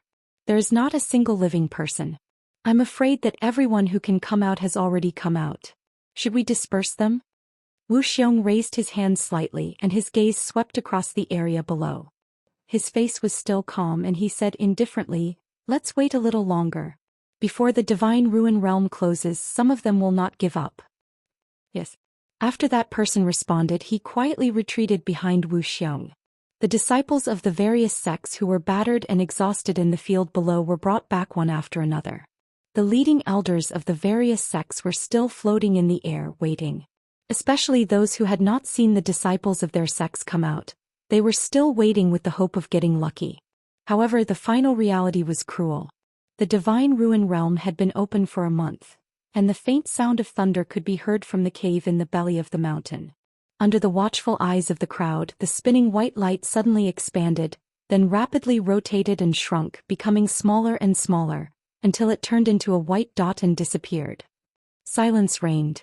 After a long time, some people breathed out a sigh of relief and more people were dead set on leaving. Everyone looked at each other in dismay. Even those inner sect disciples who were lucky enough to return did not have the slightest trace of joy on their faces. Their expressions were more solemn. This incident was worth reflecting on. Looking at the final result, among the tens of thousands of sects and chambers of commerce, almost half of them did not return. The 50 million divine grade spirit stones they paid could be said to be a loss of blood and sweat. There was no need for the people from the Immortal Palace to disperse everyone, as everyone had already returned in silence. Yu Qianchou sighed and shook his head. Just as he was about to return, who would have thought that when he turned around he would be stunned to find Wan Ling looking at him with a smile on her face, and the three elders behind her were also staring at him coldly. Yu Qianchou, where do you want to go? Wan Ling said with a smile. I'm not your man, why do you care where I go? Yu Qianchou politely squeezed out a smile. I've been staying at the Mythical Fire Palace's shops for a long time, of course I'm going back to the Mythical Fire Palace's shops. He even nodded to Du Feng and the rest, signaling them to wait for a moment. Wan Ling turned to look at them, then approached Yu Qianchou. Her face was almost touching Yu Qianchou's ear as she whispered in a low voice. Since my Wan Gutong's disciple knows you, there must be some story between you two. Why don't you come to my shop and discuss it in detail? I don't know him at all, Yu Qianchou waved his hands, but before he could finish his words, Wan Ling had already grabbed his wrist, forcefully dragging him away. The three Mu brothers stared at each other with their mouths agape, then a bitter smile appeared on their faces. It seems like the young miss really bore a grudge against Yu Qianchou this time. She probably wouldn't be satisfied until she played him to death. The three Mu brothers shook their heads and sped away. Du Feng and the rest looked at each other, realizing that this Yu Qianchou was really unfathomable. Since when did he get involved with Wan Ling? Did they see wrongly? Wan Ling actually held his hand and led him away in front of everyone. Chapter 838. Wan Ling was dragging a man. The people from the various sects who had forgotten about the two of them because of the incident in the Divine Ruins realm were all tongue-tied when they witnessed this shocking scene. It seemed like the two of them really had something going on. Mu Tianjiao bit her lip as she watched the two figures disappear in the direction of Wan Gutong's shop. She couldn't help but ask herself in her heart, if I had a background like Wan Gutong, would I be able to fight for it? Her dejected gaze gradually became resolute, as if she had made up her mind about something. What the hell is old geezer Wan Bosheng's granddaughter doing? Wu Xiong murmured from the top of the mountain, similarly confused. After pondering for a long time, he waved his hand at the people behind him. The people from the Immortal Palace immediately got busy and began to set up a formation to seal the mountain. Not long after, a misty white fog rose from the ground, shrouding the entire stone mountain without a trace. After the various sects returned to their respective shops, those sects with disciples who had returned by luck, although suffered heavy casualties, brought back a lot of things. The dazzling array of rare and precious immortal herbs was enough to lift one's spirits just by looking at them. For example, in Wan Gutong's shop, the disciple casually took out some of the items from his storage bracelet. Immediately, a strange fragrance filled the room and auspicious lights flashed faintly. Yu Qianchou's eyes lit up and he couldn't help but take a few more glances. Standing opposite him was the Wan Gutong disciple who had luckily survived in the Divine Ruins realm. After washing up, his face was pale and it was obvious that he had not fully recovered. Wan Ling had been watching the changes in Yu Qianchou's expression. She found that he seemed to be afraid of her just now, but now that he saw the rare and precious immortal herbs, his eyes immediately lit up. She immediately felt a wave of contempt in her heart, and in her heart she gave Yu Qianchou a vulgar evaluation. Tell me what exactly happened, how did you know him? Wan Ling pointed at Yu Qianchou and asked the disciple. Yu Qianchou turned around in a daze. This disciple has seen him, but I don't know him. After the disciple bowed, he immediately described the great feat of Yu Qianchou killing 2 groups of 30 people in the Heartless Palace by himself in the ruins of God. When the 3 Mu brothers heard this, they looked at each other in dismay. Even Wan Ling was re-evaluating Yu Qianchou. They didn't expect Yu Qianchou to be able to instantly kill a group of Heartless Palace's disciples. Perhaps only an immortal expert could do such a thing. Even an ordinary immortal expert wouldn't be able to do it. However, when Wan Ling captured Yu Qianchou, she took the opportunity to inspect him, and discovered that he was indeed only at the deity transformation final stage. He was only at the deity transformation final stage, yet he was able to insta-kill a group of cultivators of the same cultivation base as him. His abilities were not to be underestimated. I can't tell. You have such ability? Wan Ling clicked her tongue as she placed her hands on her waist. Yu Qianchou glanced at her abnormally plump chest and coughed. What's so strange about that? I've roamed the immortal world for many years, and I don't think I can find a match for any cultivator below the immortal stage. Those who know me call me the #1 expert below the immortal stage. Roaming the immortal world for many years? The #1 expert below the immortal stage. Wan Ling was startled. She slowly turned her head to look at the 3 people behind her and asked doubtfully, when did the immortal world have such a title? Why have I never heard of it? After the 3 Mu brothers pondered for a moment, they also shook their heads slightly, indicating that they had never heard of it before. Yu Qianzhou didn't care if they had heard of it or not. In a situation where he didn't know why he was pulled here, he let them slowly think about it.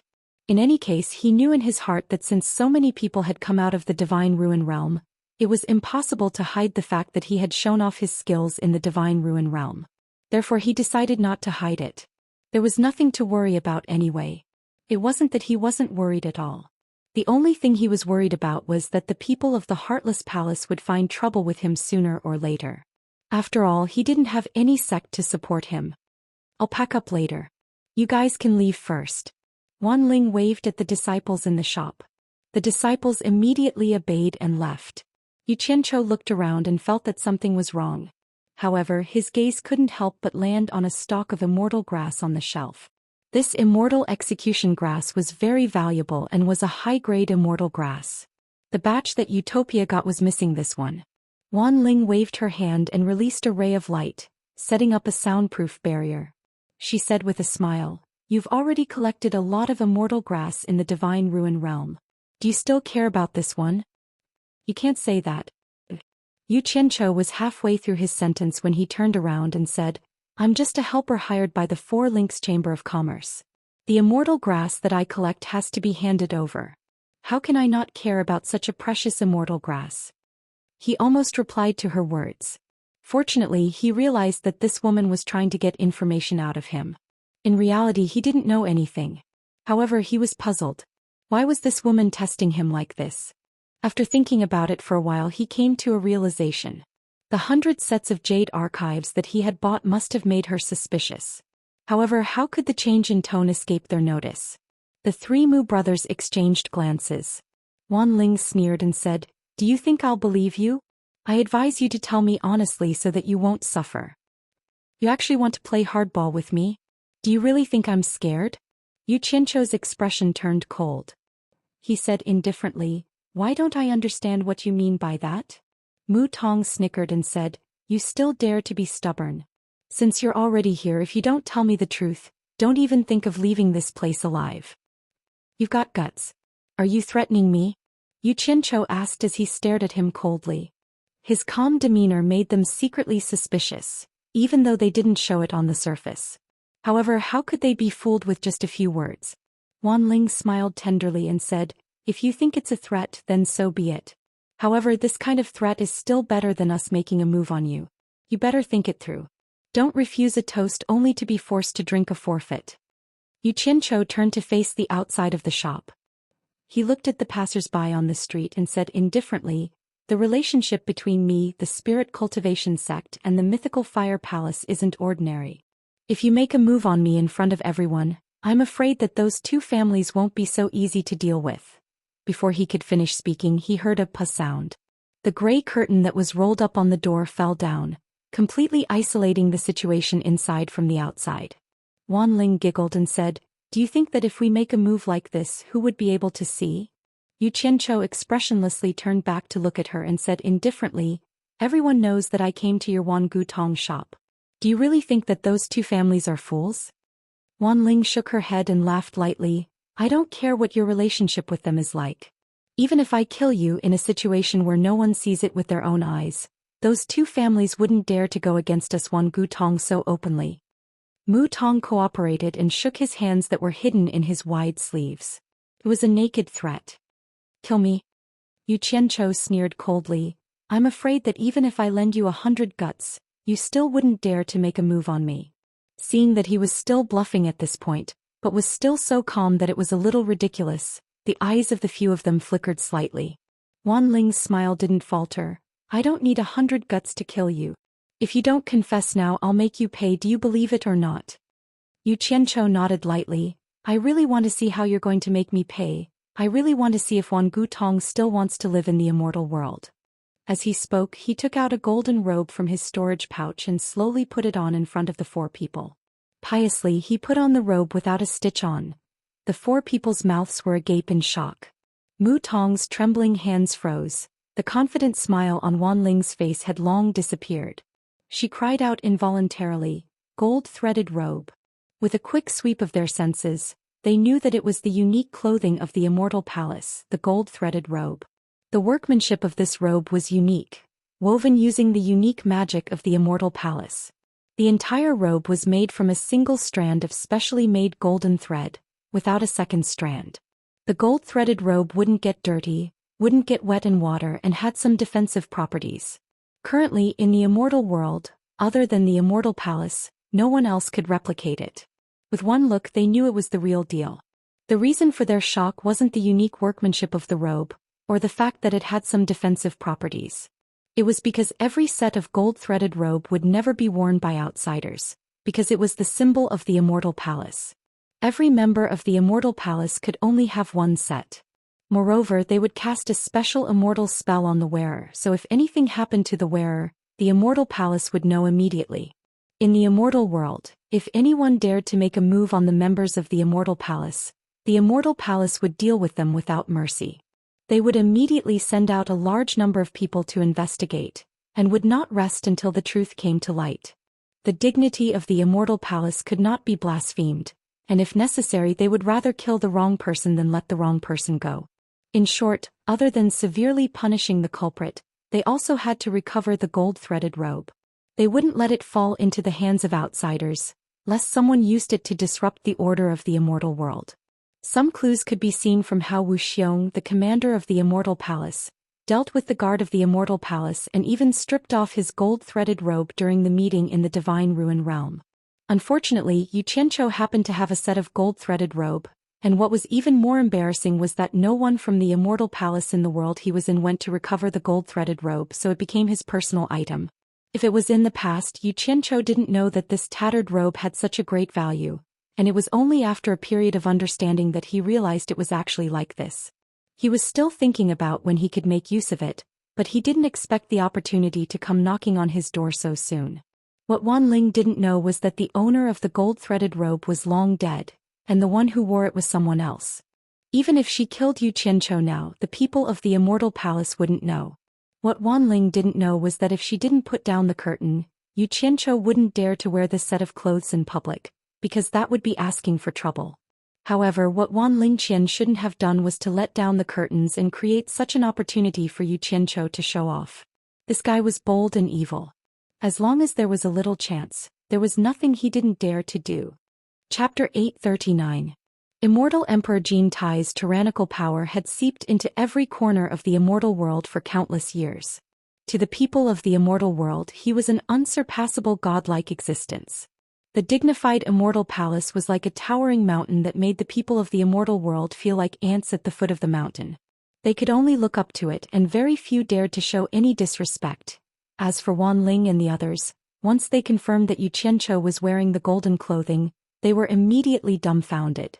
They didn't think that Xianxia was a fake because it was hard for them to believe that someone in the immortal world would dare to pretend to be someone from the Immortal Palace to swindle people. This was simply challenging the dignity of the godlike immortal emperor. However, Xianxia's rise in both his previous and current lives mostly relied on seeking wealth amidst danger. As long as there was a tiny chance, he would dare to take the risk and fight for it. To put it bluntly, he was an opportunist, but as an excellent opportunist, his outstanding vision and extraordinary courage were not comparable to ordinary people. This was achieved through failure and blood on the line between life and death. People like him never took being cruel and merciless or swindling seriously because they were already used to it. Nothing was more important than achieving their own goals. This kind of person would either die a horrible death or be unstoppable. They could always kill their way out of desperate situations and never gave up easily. At this time, Xianxia didn't think about the Immortal Emperor and the Immortal Palace at all. To him, the troubles that might appear in the future were not as important as solving the problems in front of him. Wan Ling's coercion allowed him to find a good way to solve the current problems. "You provoked me first, so don't blame me for being impolite." Xianxia sneered in his heart. His expression was indifferent. After putting on the golden clothing, his entire aura suddenly changed. He began to emit a faintly discernible aura of a superior as he coldly looked at them. Wan Ling and the others came to their senses and looked at Yu Qianqiu with complicated expressions. They were now sure that Yu Qianqiu had been hiding something with the identity of a rogue cultivator. Otherwise, how could a little rogue cultivator have such a superior aura? This kind of imposing manner was cultivated in a certain environment. It was not something that could be faked. With their eyesight, if it was faked, they would be able to see through it at a glance. I won't retaliate. If you want to kill me, then go ahead. Yu Qianqiu's face was expressionless as he slowly spat out each word. I really want to see if your Wan Gu Tong's people are really that daring. His gaze was fixated on Mu Tong's frozen hands that were dangling out from his sleeves. The three Mu brothers were shocked speechless. The atmosphere in the shop was unusually heavy. Mu Tong's hands unconsciously lowered. Both hands were placed on his waist. The domineering Wan Ling's aura dissipated in an instant. Her arms were no longer crossed as she asked with a complicated look in her eyes. You're from the Immortal Palace? Yu Qianqiu snorted disdainfully. Didn't your Wan Gu Tong want to rebel? Then make your move. I really want to see how much guts you guys have. He directly emphasized the severity of the problem, slapping a huge hat on Wan Gu Tong's head. Who else could rebel in the immortal world be rebelling against? Of course it was Immortal Emperor Jin Tai. This hat was too heavy.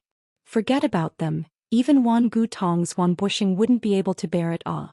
Although Wan Bushing was the immortal world's #1 merchant house, he was nothing to Immortal Emperor Jin Tai. If the Immortal Emperor was unhappy, he could kill Wan Bushing at any time without batting an eyelid. Wan Gu Tong's face paled. If word of this got out, it would be disastrous. Once it reached the Immortal Emperor's ears, if the Immortal Emperor really took it to heart, it would be a calamity for the entire Wan Gu Tong. A sect annihilation was only a matter of time.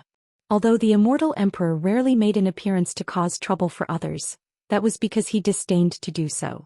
However, everyone was well aware of Immortal Emperor Jin Tai's fickleness. It was extremely terrifying. Wan Ling's face paled in anger, her body trembled uncontrollably. She had never been wronged like this before. Mu Wan was shocked. This was the first time she had ever lost her temper. He immediately sent a voice transmission to Wan Ling. Miss, you must endure it. We cannot afford to offend the people from the Immortal Palace. Even if you don't think for yourself, you have to think for the entire Wan Gu Tong family.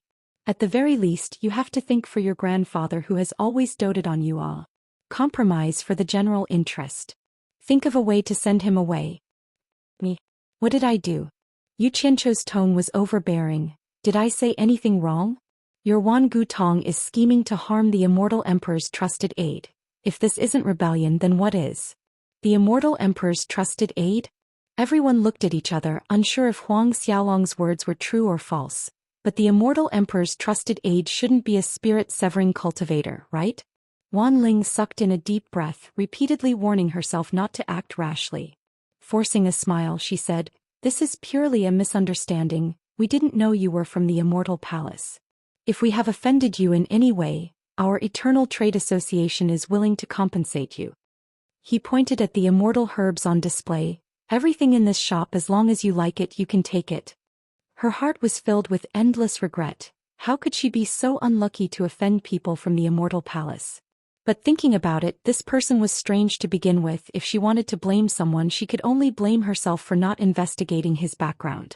She must remember this lesson in the future.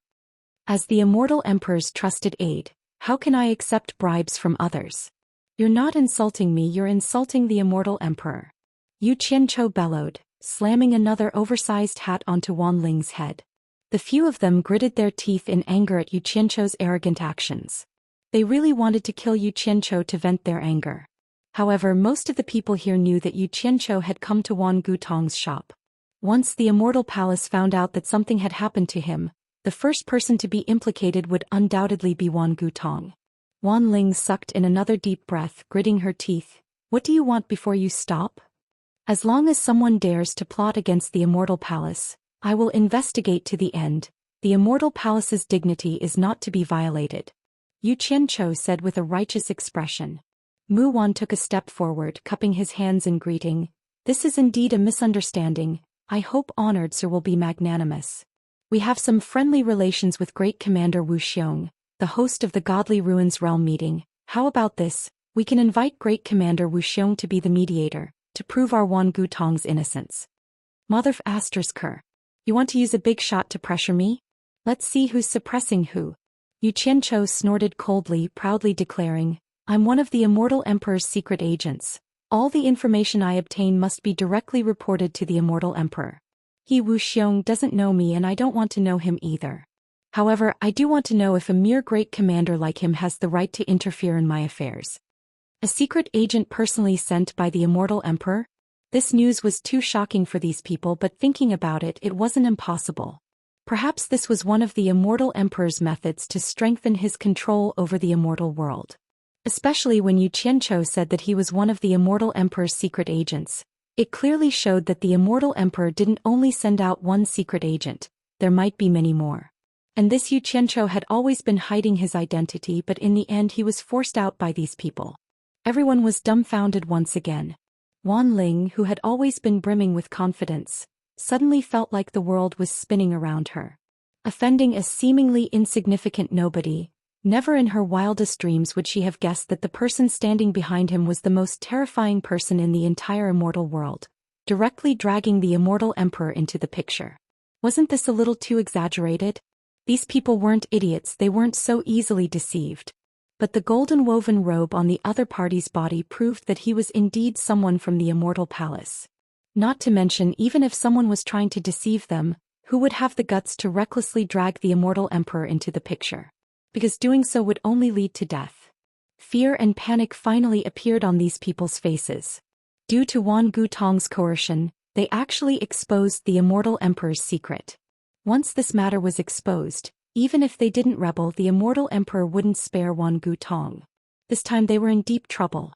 Wan Ling's face was filled with panic, her mind was in a complete mess. The only reason she dared to do anything in the past was because she had an extraordinarily powerful grandfather backing her up. But now the trouble she caused was too big, directly dragging the Immortal Emperor into the picture.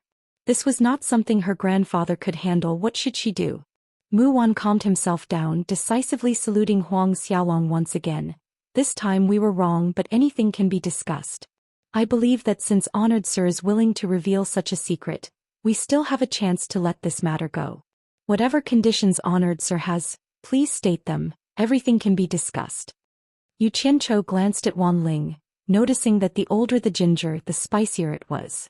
He slowly took a few steps forward, stopping in front of Wan Ling. Under the worried gazes of the three Mu clan brothers, Yu Qianzhou slowly reached out his hand to pinch Wan Ling's delicate chin, lifting her slightly lowered head up. His hand was not honest and scrupulously caressing her chin, her white neck and her face. The faces of the three Mu clan brothers instantly darkened. They were originally entrusted by Wan Boxing to protect Wan Ling. Now that Wan Ling had suffered such a great humiliation, Mu Tong, who had a bad temper, was about to make a move, but Wan Mu grabbed his arm and slowly shook his head with a gloomy expression, signaling him not to be impulsive and to wait and see. However, the uncontrollable strength in his hand caused Wan Tong to feel a dull pain. The corner of Yu Qianzhou's eyes had been paying attention to the movements of the three people. He had taken such a big risk, so he had to put on an act. If he didn't show the arrogance of the Immortal Palace, he was afraid that it would cause more suspicion in the future. He was also throwing caution to the wind. Wan Ling, who had always been high and mighty, had never suffered such humiliation. Even if it wasn't for herself, she had to endure it for her grandfather. In an instant, two crystal-clear tears directly fell from her eyes. Her long eyelashes fluttered and her voice trembled as she said, "What do you want?" Chapter 840. I don't want anything, but you have done something wrong, so you have to pay the price. The hand that was holding Wan Ling's chin felt Wan Ling's body tremble slightly. The corner of Yu Qianzhou's mouth hooked up into a faint smile. He wanted to destroy the arrogance that she was born with, to leave a shadow in her heart, so that she would have to respect him when she saw him in the future. Otherwise, this kind of girl who didn't know the immensity of heaven and earth would easily take revenge, and she would be completely afraid. Warm tears flowed down her cheeks and fell on Yu Qianzhou's finger. Yu Qianzhou lifted that finger, letting the tears flow to the tip of his finger, and lightly tapped it on Wan Ling's red lips. Wan Ling's body trembled a little violently. Yu Qianchou smeared her tears on her red lips and said with a light smile, "Don't be nervous, I won't do anything rude to you. Just based on your looks I won't take a liking to you." Women were really strange creatures. Just a moment ago, because she felt humiliated, she shed tears of grievance, and now hearing the other party say that she was ugly. Wan Ling's slightly closed eyes suddenly opened, and she stared at Yu Qianchou with a gaze that seemed like she wanted to bite someone to death. Yu Qianchou raised his eyebrows, pinched her nose and shook it. "Don't be so fierce, I didn't say anything wrong, you really don't look good. At least compared to my woman you really don't look good." Pa. Wan Ling slapped away Yu Qianchou's hand that was pinching her nose. That guy didn't know how to be gentle and protective of the fairer sex, and his hand was really heavy, causing her pain. Wan Ling was provoked to the point that she couldn't take it anymore and she roared, "What do you want?" The three Mu brothers immediately tensed up. They didn't expect that she still couldn't hold it in, and her big missy temper still exploded. The three of them stared at Yu Qianchou. If they had no choice but to change the outcome, they could only kill Yu Qianchou and think of a way to salvage the situation afterwards. Yu Qianchou stared at Wan Ling's red nose that he had pinched and then looked at her tear-stained face. He unceremoniously stretched out a palm and waved his 5 fingers in front of Wan Ling's eyes, saying, "Fixed price." The 4 people present were stunned. Wan Ling was startled and asked, "What do you mean?" "Nothing much." Yu Qianchou wagged his 5 fingers nonchalantly. "Fixed price, 50 billion divine-grade spirit stones. I'll act as if nothing happened." In any case, he was ready to risk it all. He had already pretended to be an immortal emperor. If something were to happen, he wouldn't have a good ending even if he didn't take the 50 billion. He might as well take the opportunity to solve the problem in front of him. The 4 of them looked at each other in dismay. So he was just trying to extort spirit stones. When Wan Ling regained her senses, she sneered, 50 billion divine-grade spirit stones. You must be joking." Yu Qianchou placed his hands behind his back, shaking his head. 50 billion divine-grade spirit stones is nothing to the immortal world's #1 trading house. Then again, if you feel that Wan Gutong's safety is not worth 50 billion divine-grade spirit stones, then act as if I didn't say anything. We'll do what we should do." With that said, Wan Ling turned around and walked away. It wasn't easy to find a good solution. How could Mu Wan let him go just like that? What did money count for? To Mu Wan, Wan Bushing's safety was the most important. Mu Wan's clear voice resounded, "Wait. Everything can be discussed." Yu Qianchou swiftly turned around, pointing a finger at Mu Wan as he said to Wan Ling, Look, this is the proper way to deal with things. I admire it the most. You should learn more from Senior." Ignoring Wan Ling's murderous glare, Huang Xiaolong turned to Mu Wan. "In truth, there's nothing to discuss. A fixed price of 50 billion divine-grade spirit stones, not a single piece less." 50 billion? Mu Wan's voice was solemn. "Isn't that a little too much? We don't have that many spirit stones on hand." "Grand Elder, ignore him. He's clearly trying to blackmail us, he's clearly trying to frame us." Wan Ling pointed a finger at Yu Qianchou, gritting her teeth. "Don't give him even a single piece of spirit stone. At most we'll just die together, spreading the news of him extorting spirit stones from us. Even the immortal emperor won't spare him. Let's see if he dares to speak of this matter again." The 3 Mu brothers' eyebrows twitched slightly, as if they were tempted by Wan Ling's words and hesitated. Yu Qianchou chuckled. "You want to play ruthless with me? Fine. Then we'll see who's more ruthless. But let me tell you, I'm still the immortal emperor's trusted aide. Maybe I'll be unlucky, maybe I'll be fine, but even if I die, I'll drag your entire Wangutong family down with me. After all, you were the ones who bullied me first. Farewell. Forgive me for not accompanying you." With a flick of his sleeves, Huang Xiaolong strode out without looking back. Mu Wan's silhouette flickered, blocking Huang Xiaolong's path, clasping his fists together. "Since you're seeking wealth, then there's still room for discussion. Why must you push things to the extreme? Losing both your life and wealth is not something you and I wish to see." "I knew it. The barefoot is not afraid of the shoe wearing."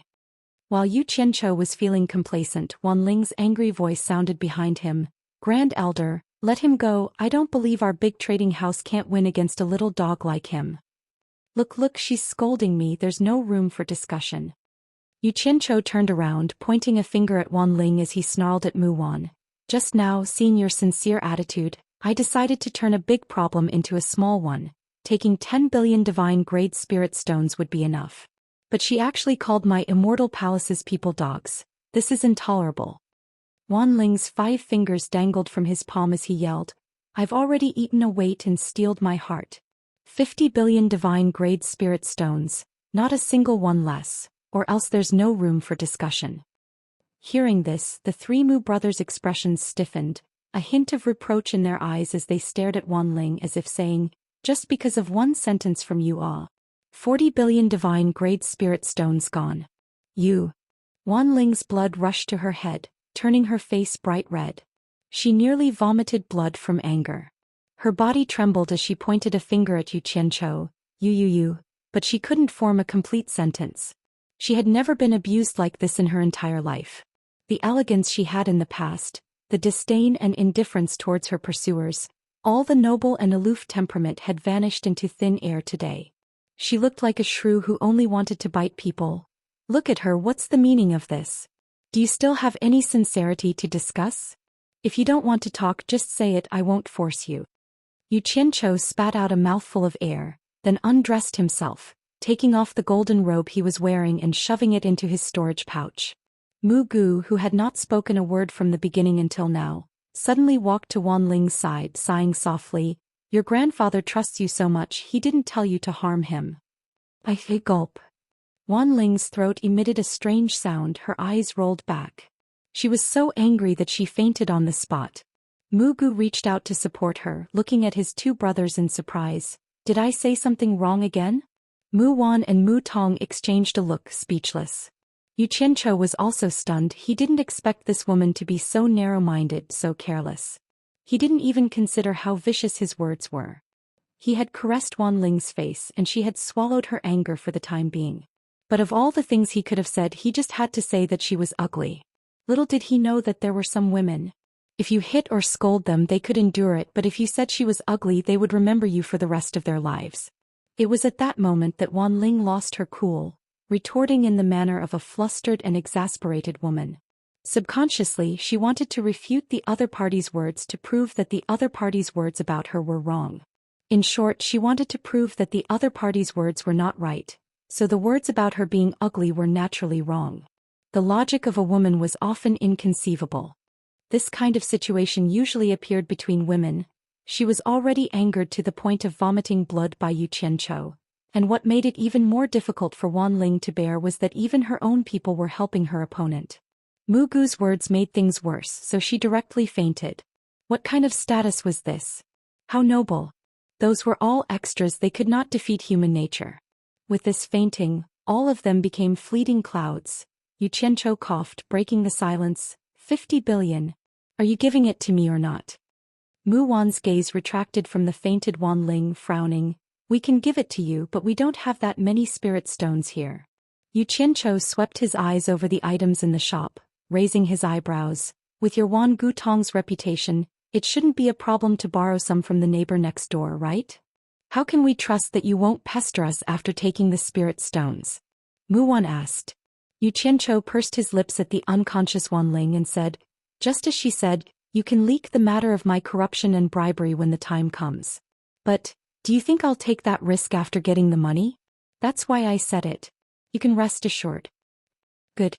I promise you I'll give you 50 billion divine-grade spirit stones. But if we wait for her to wake up, we won't be able to use such a large amount of spirit stones. Mu Wan said, looking at Wan Ling. Xianxia immediately rolled his eyes and said, isn't that nonsense? Look at her, do you think she's someone who would give me money? Don't worry, after she wakes up we'll slowly persuade her, there shouldn't be any problems.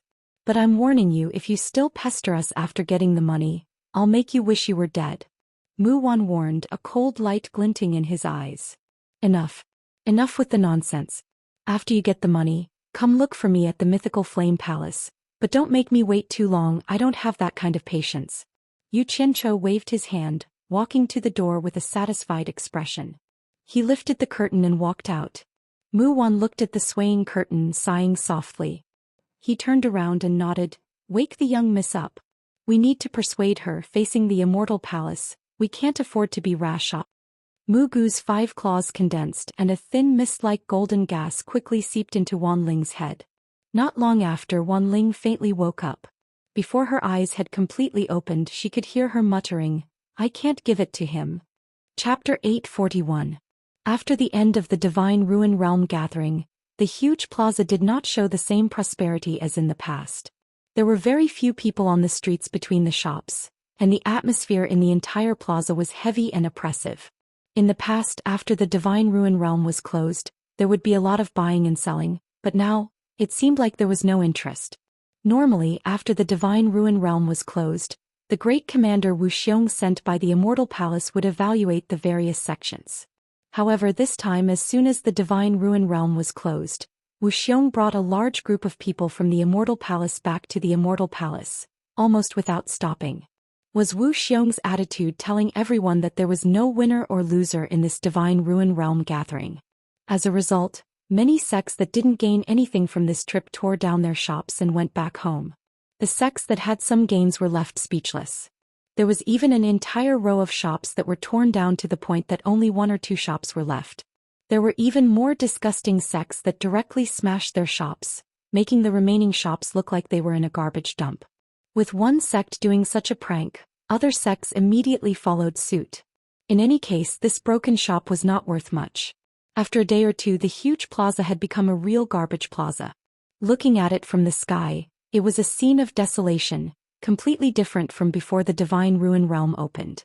Du Feng and the others stood on top of an abandoned shop, looking around at the miserable surroundings, not knowing whether to laugh or cry.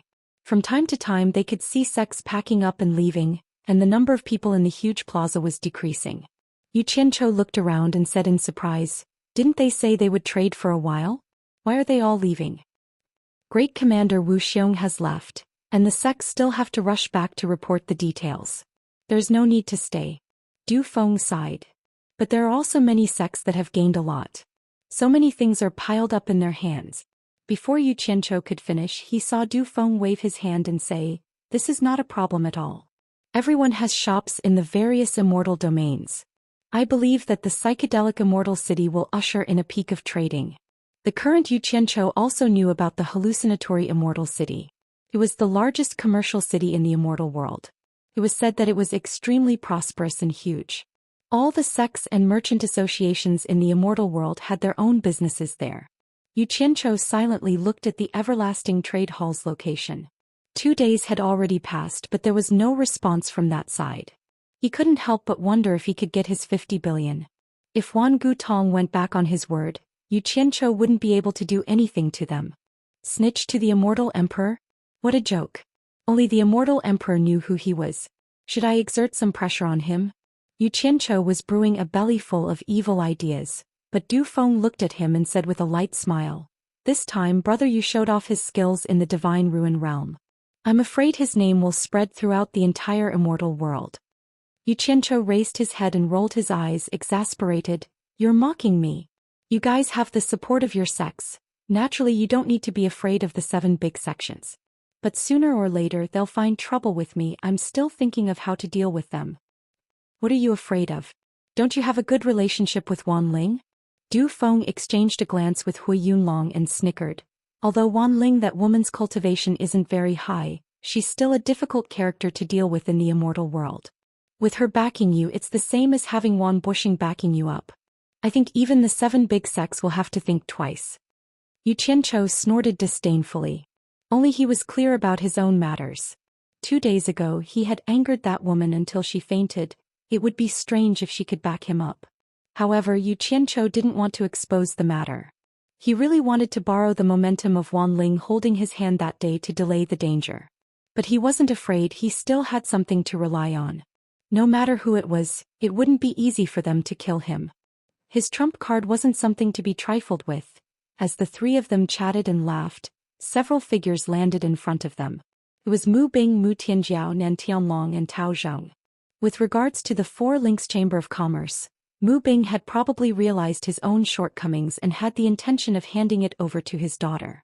Mu Tianjiao stepped forward and cupped her hands, saying, "I'm indebted to all of you for taking care of me all this time.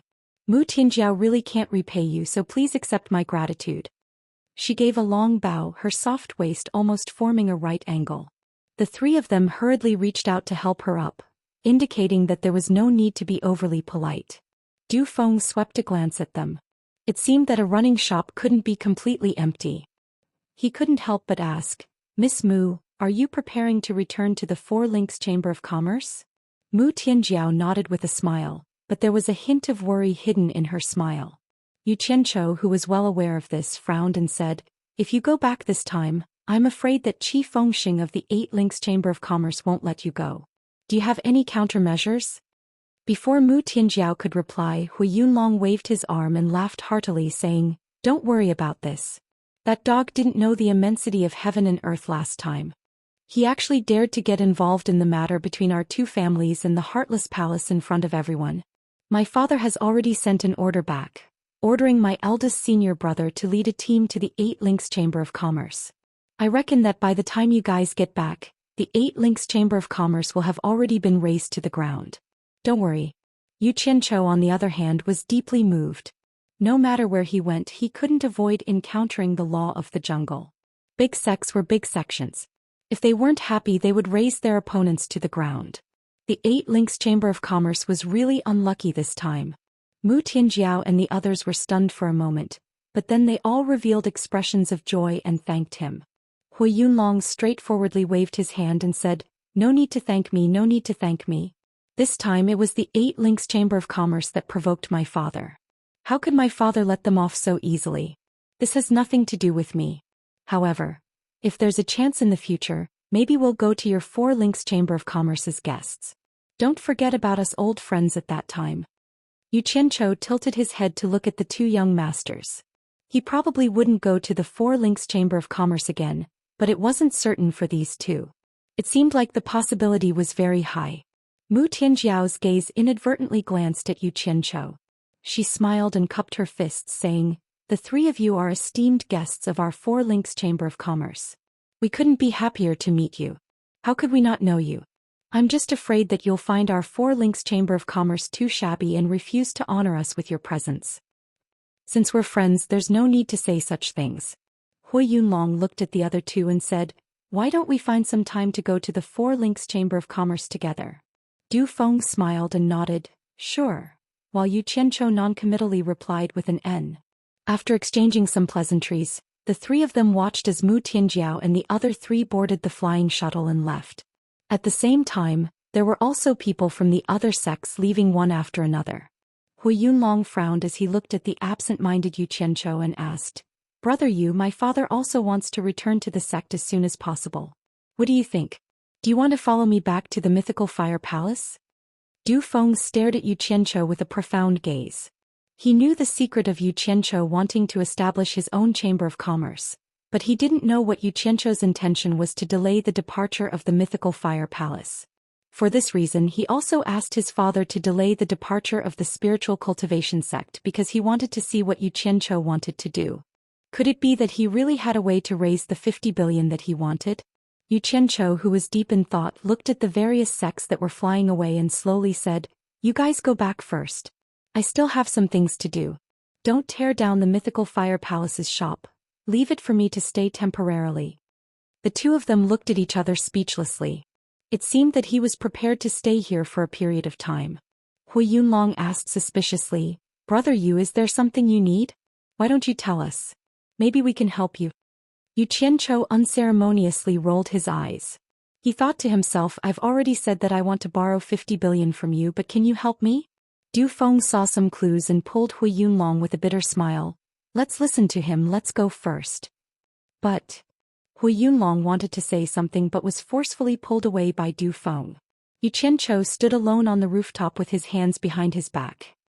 He stood there silently for a long time until he saw a streak of light approaching from afar.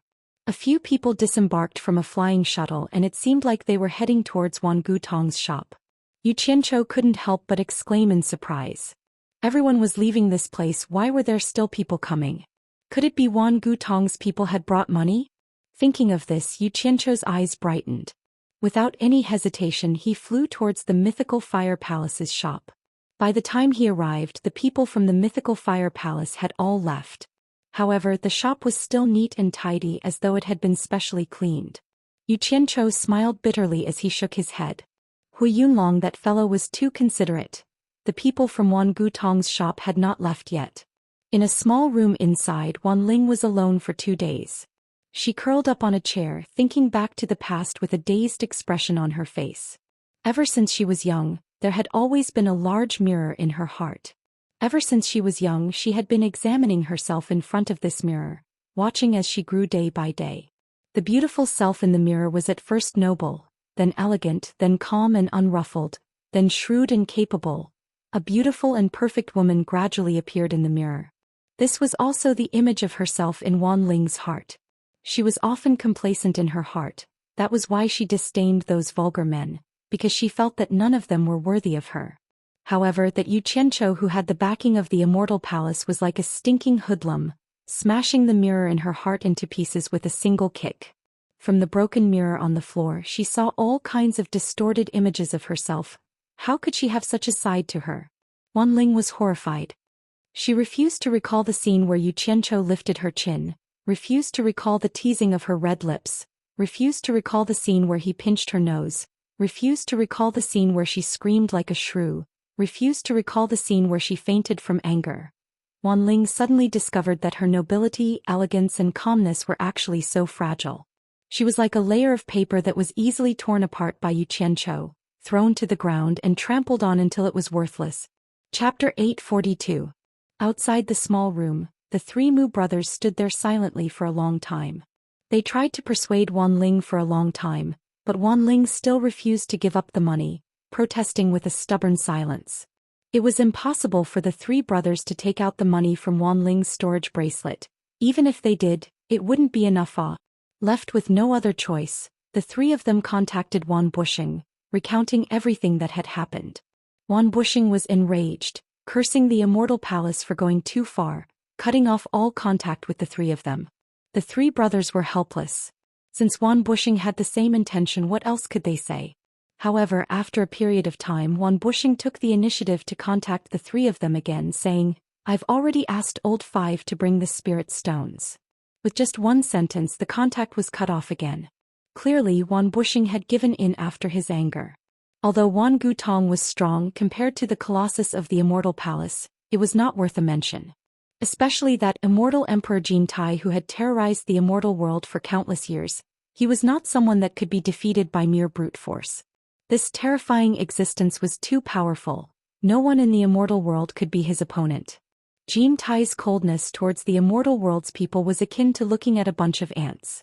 Even the slightest bit of displeasure could cause Wan Gutong to be annihilated. 50 billion divine-grade spirit stones was not a big loss to Wan Gutong, but it was a humiliation that could not be erased. Wan Bushing was filled with hatred, but he was helpless. He could only let out a long sigh in the myriad saints' palace. 3 figures descended at the entrance of Wan Gutong's shop. A gloomy-faced fat man walked in with 2 young men. The 3 Mu brothers looked at the 2 young men in surprise, feeling a little strange. The fat man in the lead was Wan Bushing's youngest son, Wan Lihong. The blue-robed man on his left was the Heartless Palace's High Deacon's grandson, Song Lianqing, and the white-robed man on his right was the Carefree Palace's sect leader's grandson, Chai Junlang. Both of them had late-stage minor immortal cultivation, similar to Wan Ling. At the same time, they were also Wan Ling's hardcore pursuers. What the 3 Mu brothers could not figure out was why Wan Lihong would bring these 2 people over. The moment Wan Lihong saw the 3 Mu brothers, he immediately cupped his fists and said, "Greetings, uncles." Song Lianqing and Chai Junlang also greeted, "Greetings, seniors." The Mu brothers grunted softly. Wan Lihong also saw the doubt in the trio's eyes. She immediately sent a voice transmission. "These 2 brats have been staying on Myriad Saint Mountain. This matter is of great importance. Father is afraid that there will be trouble after paying the money. Thus he asked me to use Ling Heir's name to lure the 2 of them here. If there was still trouble after paying them, I might as well use the 2 of them to implicate the Heartless Palace and the Xiaoyao Palace. Once the Immortal Palace attacks, the 3 forces will be able to hold them off for a while. At least Wan Gutong won't be able to hold them off alone." The 3 Mu brothers looked at each other, then looked at the 2 pursuers of Wan Ling with deep meaning in their eyes. Mu Wan tilted his head towards the small room and said, "Mrs. Inside, let's go in and persuade her." Wan Lihong nodded and followed the three into the small room. Song Lianqing and Chai Junlang looked at each other with hostility. Then they excitedly followed behind them. When they reached the small room's entrance, Wan Lihong suddenly turned around and shouted, "What do you two want? This is a ladies' room, it's not a place for outsiders to enter. Scram back to the Heartless Palace and the Xiaoyao Palace, we don't welcome you here." How could these words sway the two of them? The elegant Chai Junlang closed the white jade fan in his hand and smiled apologetically. "Don't worry, fifth Uncle Wan, I won't go in." Wan Lihong shouted angrily, "Scram! Who is your fifth Uncle Wan?" The two of them quickly bowed and retreated to a position near the shop's entrance. They could be scolded but they wouldn't leave. Wan Lihong snorted coldly and entered the small room. Wan Ling, who was curled up in a chair, was initially disdainful when she heard Song Lianqing and Chai Junlang's voices, but her eyes lit up and she suddenly stood up from the chair. When she saw Wan Lihong come in, she immediately bowed and greeted, "Fifth Uncle." The Mu brothers stared blankly as they discovered that the dispirited and listless Wan Ling had suddenly become so spirited. Wan Lihong casually shot out a ray of light and set up a soundproof barrier. He stared at Wan Ling and shouted in a deep voice, "What do you want this time? You've caused trouble to the Immortal Palace and even offended the Immortal Emperor. Is that someone you can offend? Are you trying to get your grandfather killed?" Linger knows she's wrong, but who would have thought that this ordinary-looking guy was actually from the Immortal Palace and was even a secret agent sent by the Immortal Emperor? Wan Ling pretended to be wronged as she bowed. Then she revealed a smile and quickly hugged Wan Lihong's arm and said coquettishly, "I know fifth uncle loves Linger the most. Please spare Linger this time." The Mu brothers shook their heads with a wry smile on their faces. Wan Lihong rubbed his forehead, shaking off Wan Ling's entanglement. He took off the 2 storage bracelets on his wrist and lamented, "Don't you know how big the trouble you've caused is? Losing 50 billion divine-grade spirit stones is a small matter, but if you provoke the Immortal Emperor's wrath, that would be a fatal matter." You're still laughing, is it that funny? Fifth uncle, it's only been a few days since we last met, but you seem to have put on some weight. Wan Ling said in a serious tone. Really? Are you for real? Are you sure you didn't see wrong? Wan Lihong rubbed his face nervously, but when he caught a glimpse of the hidden mirth in Wan Ling's eyes, he immediately understood that he was fooled. He roared at the top of his lungs, "Look at the situation, you still have the mood to joke around?" Wan Ling shrunk her neck, but her hands held Wan Lihong's hands, taking the 2 storage bracelets from his hands. She bowed apologetically, "Third uncle, don't worry, Ling already has a foolproof plan. Not only can it protect the 50 billion divine-grade spirit stones, it can also resolve the possible danger." The 4 men looked at each other, not knowing what she was up to this time. Wan Lihong's thick fleshy face was filled with worry. His eyebrows, which were naturally drooping, curved even more. With a bitter face he said worriedly, "Ling you've already gone too far this time. Don't mess around again. Fifth uncle, I know you're proud and arrogant, but this is not a small matter. That's Immortal Emperor Jin Taiya. Our Wangu Tong cannot afford to offend him. If you continue to play, the whole family will be finished. You should take pity on this old bachelor fifth uncle of yours."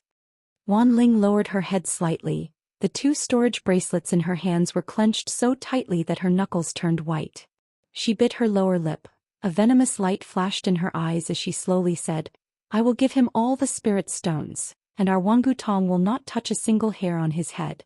But if someone else kills him, it has nothing to do with our Wangu Tong." The 4 men were stunned, subconsciously glancing at the room next door. They could roughly guess what she was planning to do. Wan Lihong asked suspiciously, "You want to lure those 2 fellows to make a move against that Xianxia? I'm afraid that's not appropriate." Wan Ling's crafty eyes looked at the 4 men, her voice brimming with confidence. "There's nothing inappropriate about it. Killing Xianxia must be voluntary, there's nothing wrong with that, and I won't make any hints. But once they kill Xianxia, fifth uncle, you cover. You can't, people can easily recognize your figure. First Elder can disguise himself and snatch the 2 storage bracelets back." With First Elder's cultivation, snatching the 2 storage bracelets from their hands shouldn't be a difficult matter. Once Xianxia is dead, he won't be a threat to us anymore. At that time, the ones killing the people from the Immortal Palace will be the Heartless Palace and Carefree Palace. The Immortal Palace will look for them, it has nothing to do with us.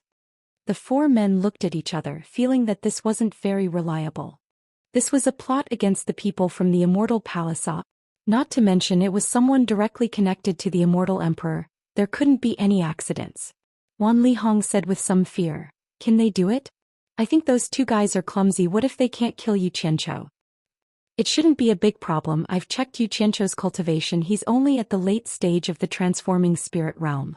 If those two minor immortals can't kill a late-stage transforming spirit realm cultivator, they might as well just kill themselves. They won't have to come out and embarrass themselves anymore. Wan Ling sneered, then said calmly, so what if they can't kill him? The ones who did it were the Heartless Palace and Carefree Palace. Even if we find out that they did it out of jealousy, we didn't order them to do it. If the Immortal Palace wants to implicate them, then the Immortal Emperor should be prepared to kill everyone in the immortal world. In short, we are fine. The ones who will be in trouble are the Heartless Palace and Carefree Palace. I've long disliked the number one sect in the immortal world, the Heartless Palace. They're a bit too arrogant. I might as well use the Immortal Palace to get rid of them. After hearing this, the four of them felt a chill down their spines. They didn't know what this girl was thinking all day long. She could even think of such a sinister scheme. The curtain of the small room was lifted. The Mu brothers and Wan Lihong came out and began to instruct the disciples in the shop to tidy up the things on the shelves. Song Lianqing and Chai Junlang were worried about the fierce Wan Lihong, so they looked behind the curtain. It was true that the two of them liked Wan Ling, but they were also people who often rolled around with women. After so many years in the immortal world, they had been with countless women. They wouldn't go so far as to sacrifice their lives for Wan Ling's beauty. However, as long as they could get Wan Ling, there was no doubt that they would have an endless supply of spirit stones. With Wan Ling's position in Wan Bushing's heart, she was completely equivalent to a huge prophet. Who knew how many sects were secretly planning this? Song Lianqing and Chai Junlang could be said to have received a death order to pursue Wan Ling, otherwise, they wouldn't have been so shamelessly pestered. After waiting for a while, Wan Ling finally lifted the curtain and walked out. She had changed into a pink floor-length dress, which effectively restrained her impressive figure. The eyes of Song Lianqing and Chai Junlang, who had a lot of resentment in their hearts, immediately lit up, and the little bit of unhappiness in their hearts immediately disappeared. The two of them had a flattering expression on their faces as they shouted in unison, Wan Ling.